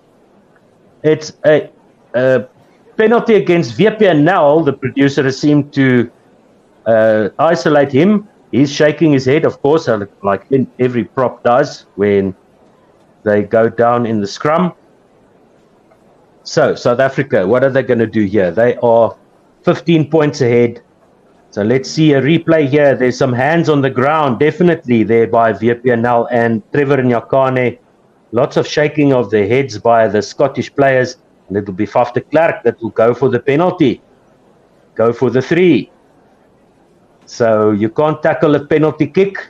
That's what the South Africans are saying. And I think they've had enough of these Scottish players trying to get up their noses, trying to disrupt them. They're just going to go for the points. Faf de Klerk successful with his first kick, taking over the kicking duties from Manie Libbok, who has had a not so nice game for the Springboks once again. And with the left boot, Faf de Klerk sends it into the uprights. No, it's just off to the left. And it's a kick there by Scotland out to the far side of the park, inside the Springbok half. Now it's taken up by Damian Willemse, who sets the ruck with Faf de Klerk, Manie Libbok, and now Bongi Mbonambi, who's back on the field somehow. Marks and Bongi Mbonambi have been rotating. They're inside the 10-meter line of Scotland. Another ruck set up there by the Springboks. Trevor Nyakane laying the ball back well with some good clearing support there. Damian Willemse trying to dance through the Scottish forwards, but it's brought down 15 meters from the far side touchline. Libbok into the hands of one of the Springbok players in the middle of the park. They come to the near side. Manie Libbok sends it inside to Franco Mostert. They almost make it to the 22 in the middle of the park. Jesse Kriel is there to support. Faf de Klerk to the far side they go now. Once again in the middle of the park, getting their options on both sides. But it looks like the attack is set there on the far side. Manie Libbok with a pump and pass to Damien Allende.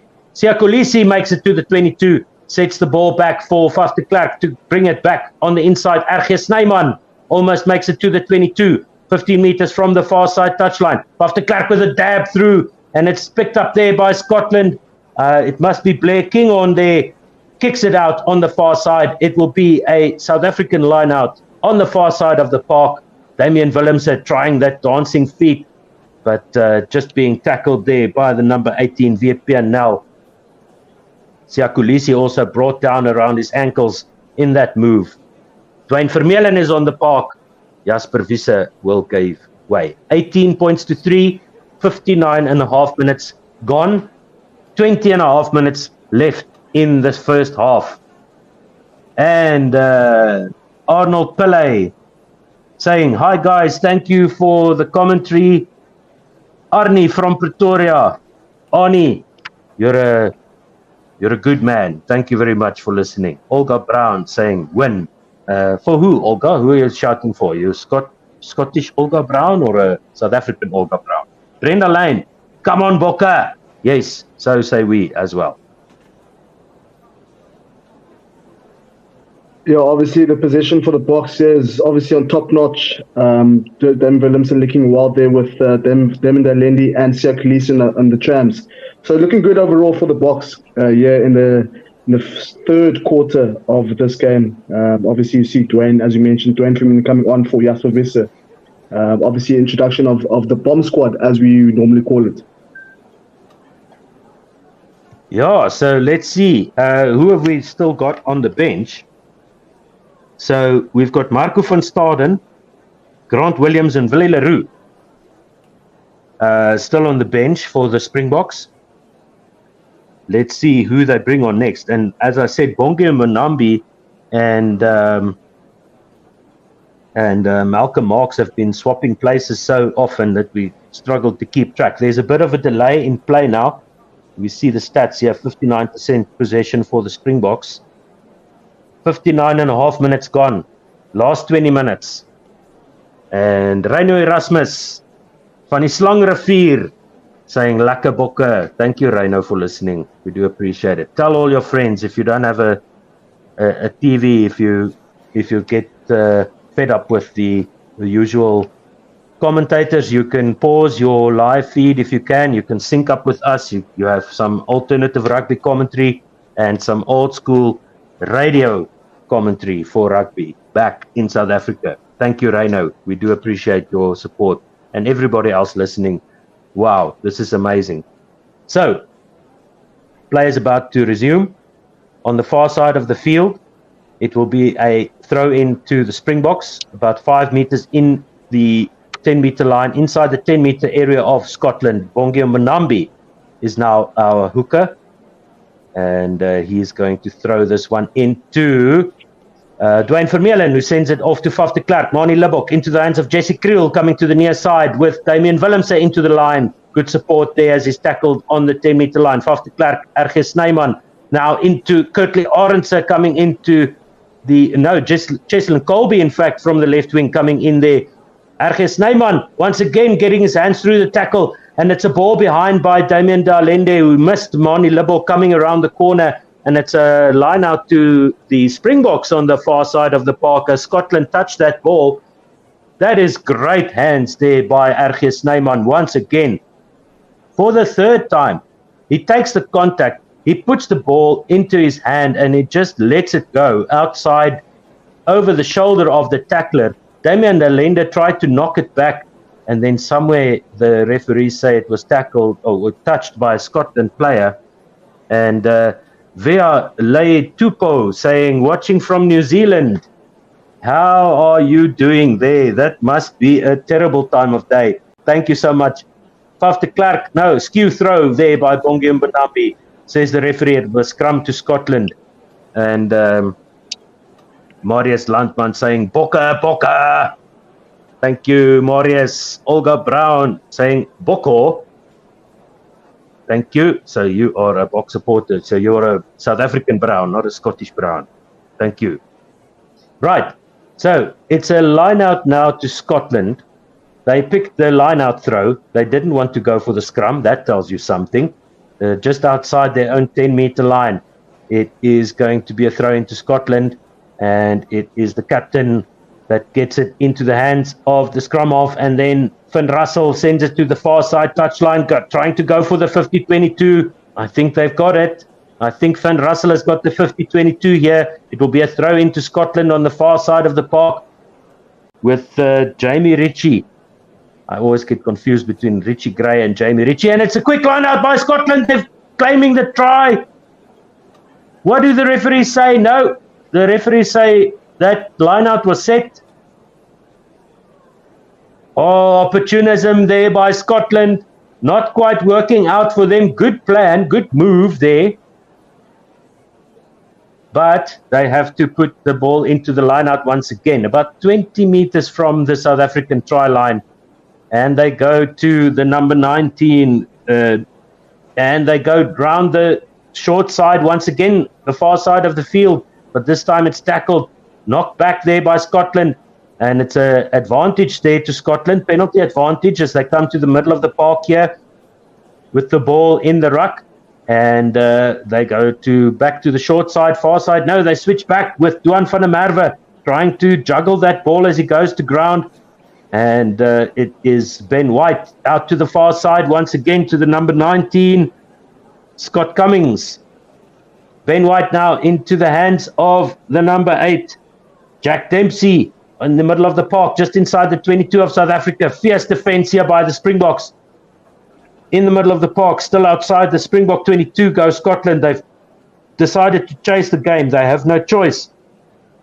And it's a penalty to South Africa with the captain, Siam Thanda Kolisi. Zwide, on your feet for Siam Thanda Kolisi, stealing the ball in the middle of the park, just outside the 22 of South Africa. Wonderful. Right, some comments flying in here. Brilliant commentary, says PD Teach. We are in the moment. So appreciative of your visualizing the play for us. Love you guys. Sean Tunmer. Thank you, Sean. Thank you for listening. Shout out to my daughter, Riley Peterson, please, says Reino Erasmus. So, Riley, how's it? I'm a boko, says Frank. Frank Schwebel. And we're seeing some replays of the play here with Scotland trying to come around the blind side. There's a bit of a break in play. So we will just get through the comments here. And it's a line out to South Africa now on the 10-meter line on the near side of the park. South Africa playing from left to right on our screens. Very humid, very hot conditions there. Sweat dripping from Peter Steph du Toit's face, and he gets the ball now in the line-out. Maul set by South Africa. Bonge Mbonambi at the back. It's a driving maul now into the 10-meter line of Scotland, trying to splinter the maul. All the Scots, they managed to get rid of a few South African players, but the maul is marching forward steadily. Is that number 4 swimming around, or is it legal? What does the referee say? Ball pops out to the back for South Africa. Kurtley Arendse steps on the line as he tried to recover that ball that pops out the back of the maul on the near side of the field, and it will be a line out to Scotland. That was a step there from Kurtley Arendse as he tried to salvage that ball popping out from the back of the maul, and it's Scotland throw-in on the 10-meter line of the same team, Scotland. Let's see. We've got some more comments coming through here as Scotland throw in, and Ergis Neyman doesn't manage to get it down. It's in the hands of Finn Russell with a short chip through the middle, gathered by Jesse Kriel. He's brought down on his own 10-meter line. Good support there from the Springboks. Faf de Klerk digging for the ball, goes to the far side. That is Peter Steph du Toit swinging it out to Mani Libbok. Intercepted there by the Scottish players 5 meters from the far side touchline, but immediately tackled by the Springboks. Ben White to the middle of the park they go. Once again, they go into Springbok territory over the halfway line. Ben White to Finn Russell. Into the hands of VP Nel, who doesn't make it to the halfway line. Ben White to the near side they go, with the ball being spread here. Duan van der Merwe makes it over the halfway line. Half tackled twice and then brought down. 5 meters from the near side touchline, inside the Springbok half. Finn Russell now to the middle of the park. Good defense by the Springboks. Jesse Kriel trying to dig for that ball, but is off his feet. Now the ball is out and Nyakane almost managing to get it. And there's a penalty to Scotland as Trevor Nyakane was offside when he entered that ruck. He is saying to the referee, but that ball was out. That's also what I thought, but he was never behind the last man's feet. So Trevor Nyakane punished with a penalty. Finn Russell has no choice. They can't go for poles. He's going to kick this to the far side of the field, and it'll be a line out to Scotland on the far side of the field. Let's go through some comments once again. Let's see, where were we? We did this one. Yeah, so if you're wondering where you can watch, unfortunately, we cannot give you visuals. We're just a radio station. Zenda Basak Lucas, sorry if I butchered your name, as Scotland throws it in, and it's deflected by Bongen Mambi into the hands of Peter Steph de Tooy, who knocks it backwards. No, says the referee, that was a knock-on. So Zenda Busak Lucas saying, thank you for the commentary, enjoying listening. Boka, you all are. Crush them booked. That's probably a interpretive or predictive text that want to say Boka. There's Siva Perumal, thank you very much for listening. Via Letupo saying it's 5:25 a.m. here in New Zealand. I hope you have some good coffee there, sir. Thank you. Or madam, I don't know. I'm unable to associate Maori names with gender. Leluka Juka, kill them, Boko Boko. Thank you. Hopefully not serious injuries. Olga Brown saying her team is South Africa. Thank you so much for listening, Olga. Scrum is set in the middle of the park by Scotland. And penalty to South Africa as VPNL gets pinged there by the referee. And oops, I need to get David into the studio here. Sorry about that, David, for making you wait. Damien Willems, it seems, has got the ball in his hand. No worries. No, it's Marnie Libok, and he's kicking this with the right foot to the far side touchline. The line out will be set on the 10-meter line. Oh my word! Play by play, Mr. Mitchley. This is lung busting. Beautiful. Absolutely, and Ellie Price on the park, and he replaces Ben White, putting in a solid shift. Some slippering there from the Scots, and I think they know that this game is nearly done.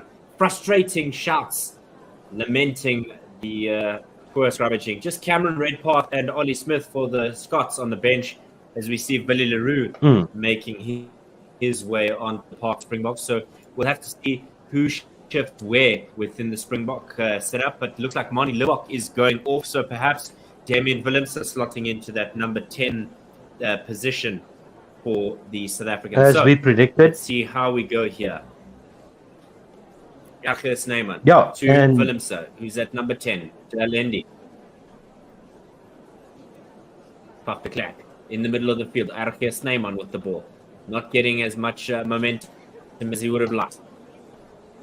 Paf de Klerk digging out at the back of the rack. It's a turnover for the Springboks, for the Scots rather. Kicked away to the 22 of the Springboks, and it's a mark pulled and immediately thumped away by the number replacement, so to speak, in Damien Willems.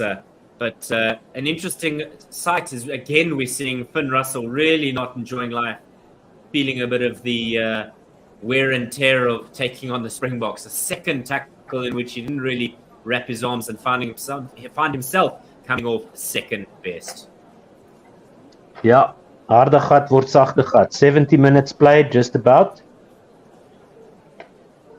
This is a crushing display here in the second half by the Springboks. This is what we expected from the word go. Let's see, who have we got here? We are being flooded by comments. So thank you so much, everybody. Zenda Busak Lucas saying, Boka, you're one of the kind. Show them. Carlos Carlos de Souza. Come on, Bokke, as we see the line out. Dave Cherry looking for a jumper. He finds his man. Away it goes through the hands of Finn Russell. Skip pass out.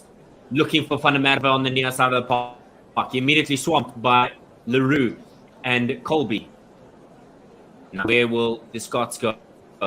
Into the middle of the park. Finn Russell nearly turned over the ball there. Did Trevor Nyakane play on, says the referee. I thought he might have knocked it on the Damien Delende. Far side of the park. Nearly stripped away, but he retains possession of the ball. Looking like a slight maul for the Springboks, but I'm struggling to find out where they're going to be able to get some momentum. And referee Angus Gardner just saying that it was held up in play there, so it'll be a penalty for the South Africa. Well, for the Scots. And Angus Gardner again saying he's going to have a look with the... He's apologizing to Bonge Manambi for that. So I wonder if we'll see a change there. No? I think they maybe have run into each other. So, yes, well, that's what's happened there. Is that the Trevor Nyakane, rather Oxen Chair, was desperately trying to get that one. And then Damien Delende saying, but there was an arm around my throat there, and that's why he's not happy with it. But nevertheless, the Scots will have the feed to their scrum. Ali Price with ball in hand. 59% territory to the Springboks. And the scoreline certainly dictates it. 15-point lead going into the final 9 minutes of this game. Ali Price with a feed. Picked up at the back by Dempsey. Pick and go to the far side. There's only one man out there. And they're able to get away through Blair Kinghorn. Finding some space, but eventually brought down by Dwayne Vermeulen. Finn Russell looking to go through the hands of Richie Gray. Nearly an intercept there for the Springboks, but Jesse Creel working hard. Now an opportunity for Scotland to find a way out of their own backyard. Matt Fagerson again into traffic. Cut back inside to the Scots. Ali Price looking for Finn Russell as the first receiver. He dummies it and gives it away. Now trying to drive forward is Cameron Redpath, who's on the field now. Ali Price, far side of the park, kick through, a grubber kick, and South Africa collect. Thumped away by Jesse Creel. Rather, Vali Leroux from the back there. Just thought, I saw 3 then. I thought for a moment it may have been Jesse Creel, but not the 23 of Vali Leroux. But Scotland really trying to find a way in which they can come back in this game, because it's going to take a monstrous effort from them. Yeah, so the line out set there. Not an ideal kick there by Jesse Creel. Meanwhile, comments flooding in. Siva, Perumal, where are you watching from? What an interesting name. Crush them Bokke, he or she says. Metal Bird saying, thanks for the great commentary, right. Dave. Unconvincing there. VPLNL doing the cleanup work. To Finn Russell, Cameron Redpath in midfield. He's been pushed back by the Springboks just inside his own half. Ali Price to Finn Russell. Wide now again. Trying to really stretch the Springbok defense with Ollie Smith in possession. Put down, pick and go from Duan van der Merwe, but he's immediately swamped by Springboks. And again, Ollie Smith not able to get momentum. Really happy there. South Africa turn over the ball is Angus Gardner. Now Cheslin Colby with some space to move. Crossing the field. Through one man. Through another. Cheslin Colby. He's got some good momentum. Can he get away? Brought down by Finn Russell inside the Scottish 22. De Klerk to Delende. Inside the ball goes to Franco Mostert. Breaking away. No, he's brought down by VPNL. Leroux in it with Dwayne Vermeulen. Fucking trailer type stuff with Nyakane in support. Billy Leroux again. Chip into the corner. Kirkley Aronson not able to retain it, and Duan van der Merwe calls for the mark. Ooh! Getting out of jail there, Scotland. Yeah, obviously Scotland are chasing this game. They're trying to increase intensity here late in the last quarter of the game. As you see, they're obviously 15 points behind. They're obviously looking to chase this game. Not able to get it away, that one. And it's a bit of ping-pong rugby here as Finn Russell kicks that away, and he's trying to chase this down with Vili Leroux marshalling it out. It's not going to go over the dead ball line, but it will go in to his in-goal area, and he'll just Upside down. They certainly asked Finn Russell to run about 60 odd meters. Referee blowing his whistle with the arm aloft. So lots of hands on knees there by the Scots. Williams making his way. Scott's getting gassed now. Faf de Klerk jogging casually off the field. And lots of hands on knees by the Scottish players. Dolan drop up. It's going to be interesting. Yeah, it's going to be interesting to see. Williams goes here. He's lightning quick. He just snipes around the outside. And crucially for the Springboks, Faf de Klerk having an absolute game in his 50th one. Collected there by Dempsey. He's trying to get some forward momentum. Runs into Nyakane with support from Franco Mostert. Ali Price through the hands goes to Cummings. Wide again now. Looking for a way to cut back side. And there's a penalty advantage for the Springboks.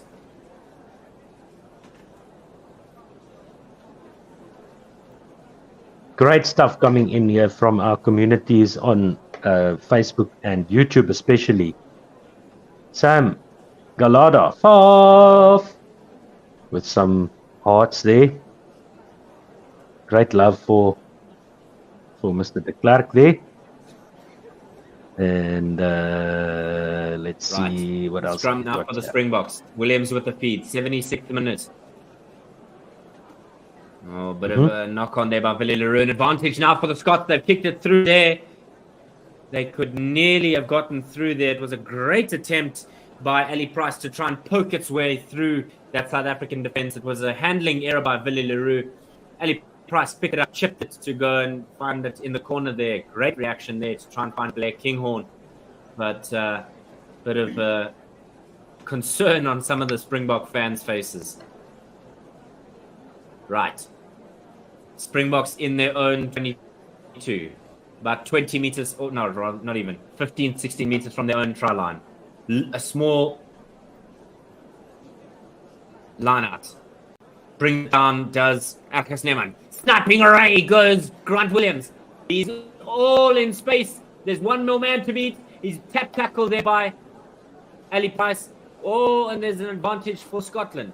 Maybe a bit of a late tackle there in ruck time. Advantage over. Springboks now turning the ball over. Will they? No. Jack Dempsey trying to get over halfway, and eventually the referee said he's knocked it on. So, wow. What a great bit of Grant Williams. Grant Williams. Yes, boy. My boyki. I picked him. Yeah, he's probably talking about his fantasy league team, probably choosing Grant Williams in his team. No, I picked him in the team just to see this, to see him running like a Springbok. For crash ball, yeah. Great work there by Grant Williams. Snapping runs and fantastic tackle there by Finn Russell. Just a tackle. And the fans' response is certainly one that emulates the feelings of the South Africans. Scrum time now. Via Purnell. Yeah, Grant Williams replacing Faf de Klerk. Grant Bunge Manambi and Trevor Nyakane. Quickly answer, removing his scrum cap, saying it's all too much with the tip and the scrum cap. Feed by Williams. Big scrum here. Marco van Staden, who has replaced Sia Kolisi. Driving forward are the Springboks. Right, out the back, Williams. For Billy Leroux. Out to Kurtley Arnser, but the South Africans have thrown it directly into touch there. I don't know if Kurtley Arnser's left eye is covered up there, but I don't know how much you saw of that one. That was a simple error from the Springboks. Just 2 minutes remaining in this encounter. Right, while we wait for the scrum to set, D. Bushi saying, thanks guys, cooking supper and enjoying the commentary. That is nice.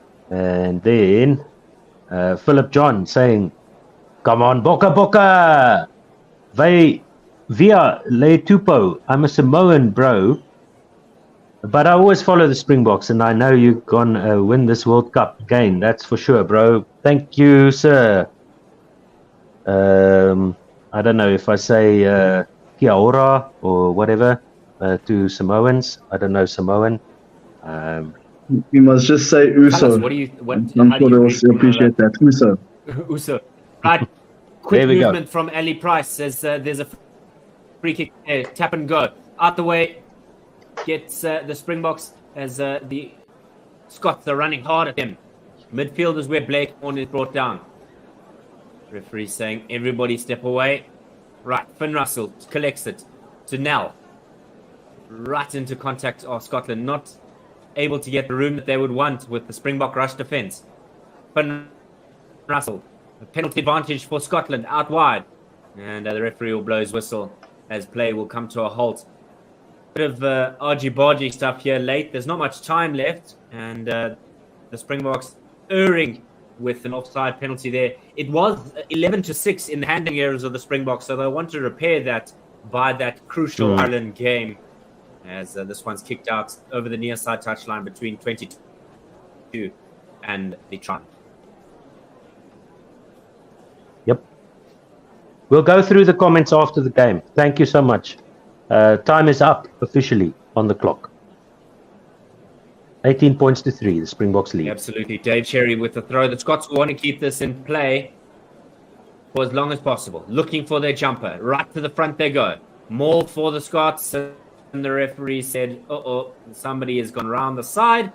And it'll be a free kick to the Springboks. So what are they going to do now? The Hooter having gone. The Springboks tap and kick out. Or tap and kick out. Surely. So Damien Willemse does that. And South Africa have their first win of Rugby World Cup 2023. Yay! It's been the first time since 2011 that the South Africans have won their first game at a Rugby World Cup. Remember, 2015 was when Japan beat South Africa at Brighton. New Zealand trouncing the Springboks at Rugby World Cup 2019 in Japan. And today they have reversed their fortunes. A fantastic start to Rugby World Cup for this side. Not convincing in the first half, but it doesn't really matter if you get over the line in the end. Nathan, your thoughts? Yeah, I mean, that makes it two wins now, 2 losses here in Marseille for the Boks in Rugby World Cup. Just a good second half by the Boks. Obviously a shaky start, especially in the set pieces, but obviously coming on nicely in the second half by the Boks. Obviously the weather did play its part. We saw in Japan as well, same scenarios, same situation as today. So the Boks obviously come back with a 15 points win, and then on to the next one next week. Absolutely. It's yes, Romania right. that South Africa will face. To take us through those comments and your thoughts. Right, so here we go. Olga Brown, win, Bokke, love you, Sia. Victor Nobrega saying, go Scotland, go. Sorry about that, Victor, but thank you for listening. Shed Biza saying, Bokke needs someone to take penalties. Yes, we'll talk about that in our next Crash Ball podcast. So make sure you subscribe to our YouTube channel, ding that bell. Nate, are you going to join us in our next Crash Ball podcast? We're going to get Ken in there as well to have some new voices, and we can talk at length about what happened in this game. What do you have to say about Manie Libbok's kicking? Obviously, it was a bit shaky. Normally, what happens is once Libbok doesn't have a good game, obviously everything falls apart. So it was nice that they had the Faf de Klerk in the shadows to kick there for poles for the Boks. But obviously, it's not good signs for the Boks moving forward. You've seen that as well. The Stormers, how he's gone by with his business for the past 2 URC seasons. But again, today some rocky, shaky performance with the boot. Yeah, look, and he's going to cop it now on or whatever they call it now, Twitter and on socials. But Manie is a quality player. We'll talk about that in the next Crash Ball podcast. And Haroon Brooks has got a song for us here. Na na na na na na na na. Hey hey. Goodbye Scotland. Go Bokke, go Springboks, he says. I would assume. Go Bokke, so we are so proud of you, says Mapula Hlongwane. Anthony Hofmeyer predicting that South Africa will win the World Cup again. Siva Perumal from Verulam. Umhlali Beach. Yes, there we go. KZN, loving the match. Bokke gonna win, no doubt. There we go. Joshua Pillay, thank you for your comments. John Raymond Jordan saying Bokke is in good shape. And Joshua Pillay asking about time. Carlos de Souza, great commentating. Guys, well done. Radio Sports, well done. SA. Pierre van der Merwe saying, yay, my boss is going to get drunk tonight and he'll give me off tomorrow. Whoop, whoop. Thanks, Bokke. There we go. Siva Perumal, top move. Grant there by Grant Williams talking about that break that he made. Great runs. Faf will rub you later, says Sam Galada. Olga Brown, win Bokke for South Africa. Mari Creer saying she wants to watch. We're just a radio station. Sorry about that. Claire Shepherd. Hi, Coach Dave. It's David Shepherd here from Indoor Opt. I don't know if you know that guy. And then, so there's some friends of yours, Dave, joining us here. Thank you so much. Darius Swart saying he wants live without commentary. Well, you're not going to get that. Yeah. Good luck on your search for that. With the opposite of that, yeah. Zenda Busak Lucas saying, Otto, this was now really lucky listening to the game. Just a pity we couldn't make it to 25. Well, this is Test match rugby. It's World Cup. Well done, boys, says Siva Perumal. And yes, indeed, well done to the Springboks there in Marseille, in the south of France. They walk away with the win, not a bonus point win. That might not bother them too much. They just need to beat Ireland now to top the group, and then they'll probably face New Zealand in the next round. We'll talk about that in our next Crash Ball podcast. Final thoughts, Nate. You gave us the most amazing stats back. It's obviously. So thank you so much for that. There was a lot of talking points that we were able to garner out of that. There's some more comments just flooding through here. Thank you so much, everybody. Nate, your thoughts? Yeah, I mean, it was good outcome for the Boks. I mean, I had the Boks winning by 12 points. Obviously, they're coming back with 15 points. So obviously, it was. I mean, in all, it was a positive signs for the Boks moving forward. They'll obviously be looking at the kicking, the set pieces, especially that first half. They obviously can get some go forward ball in the mauls, scrums as well. So obviously, a lot of work on for the Boks moving forward. I think Dion and Don Newman, the forwards coaches, will obviously have a lot of work on their hands and for next week, especially when they take on.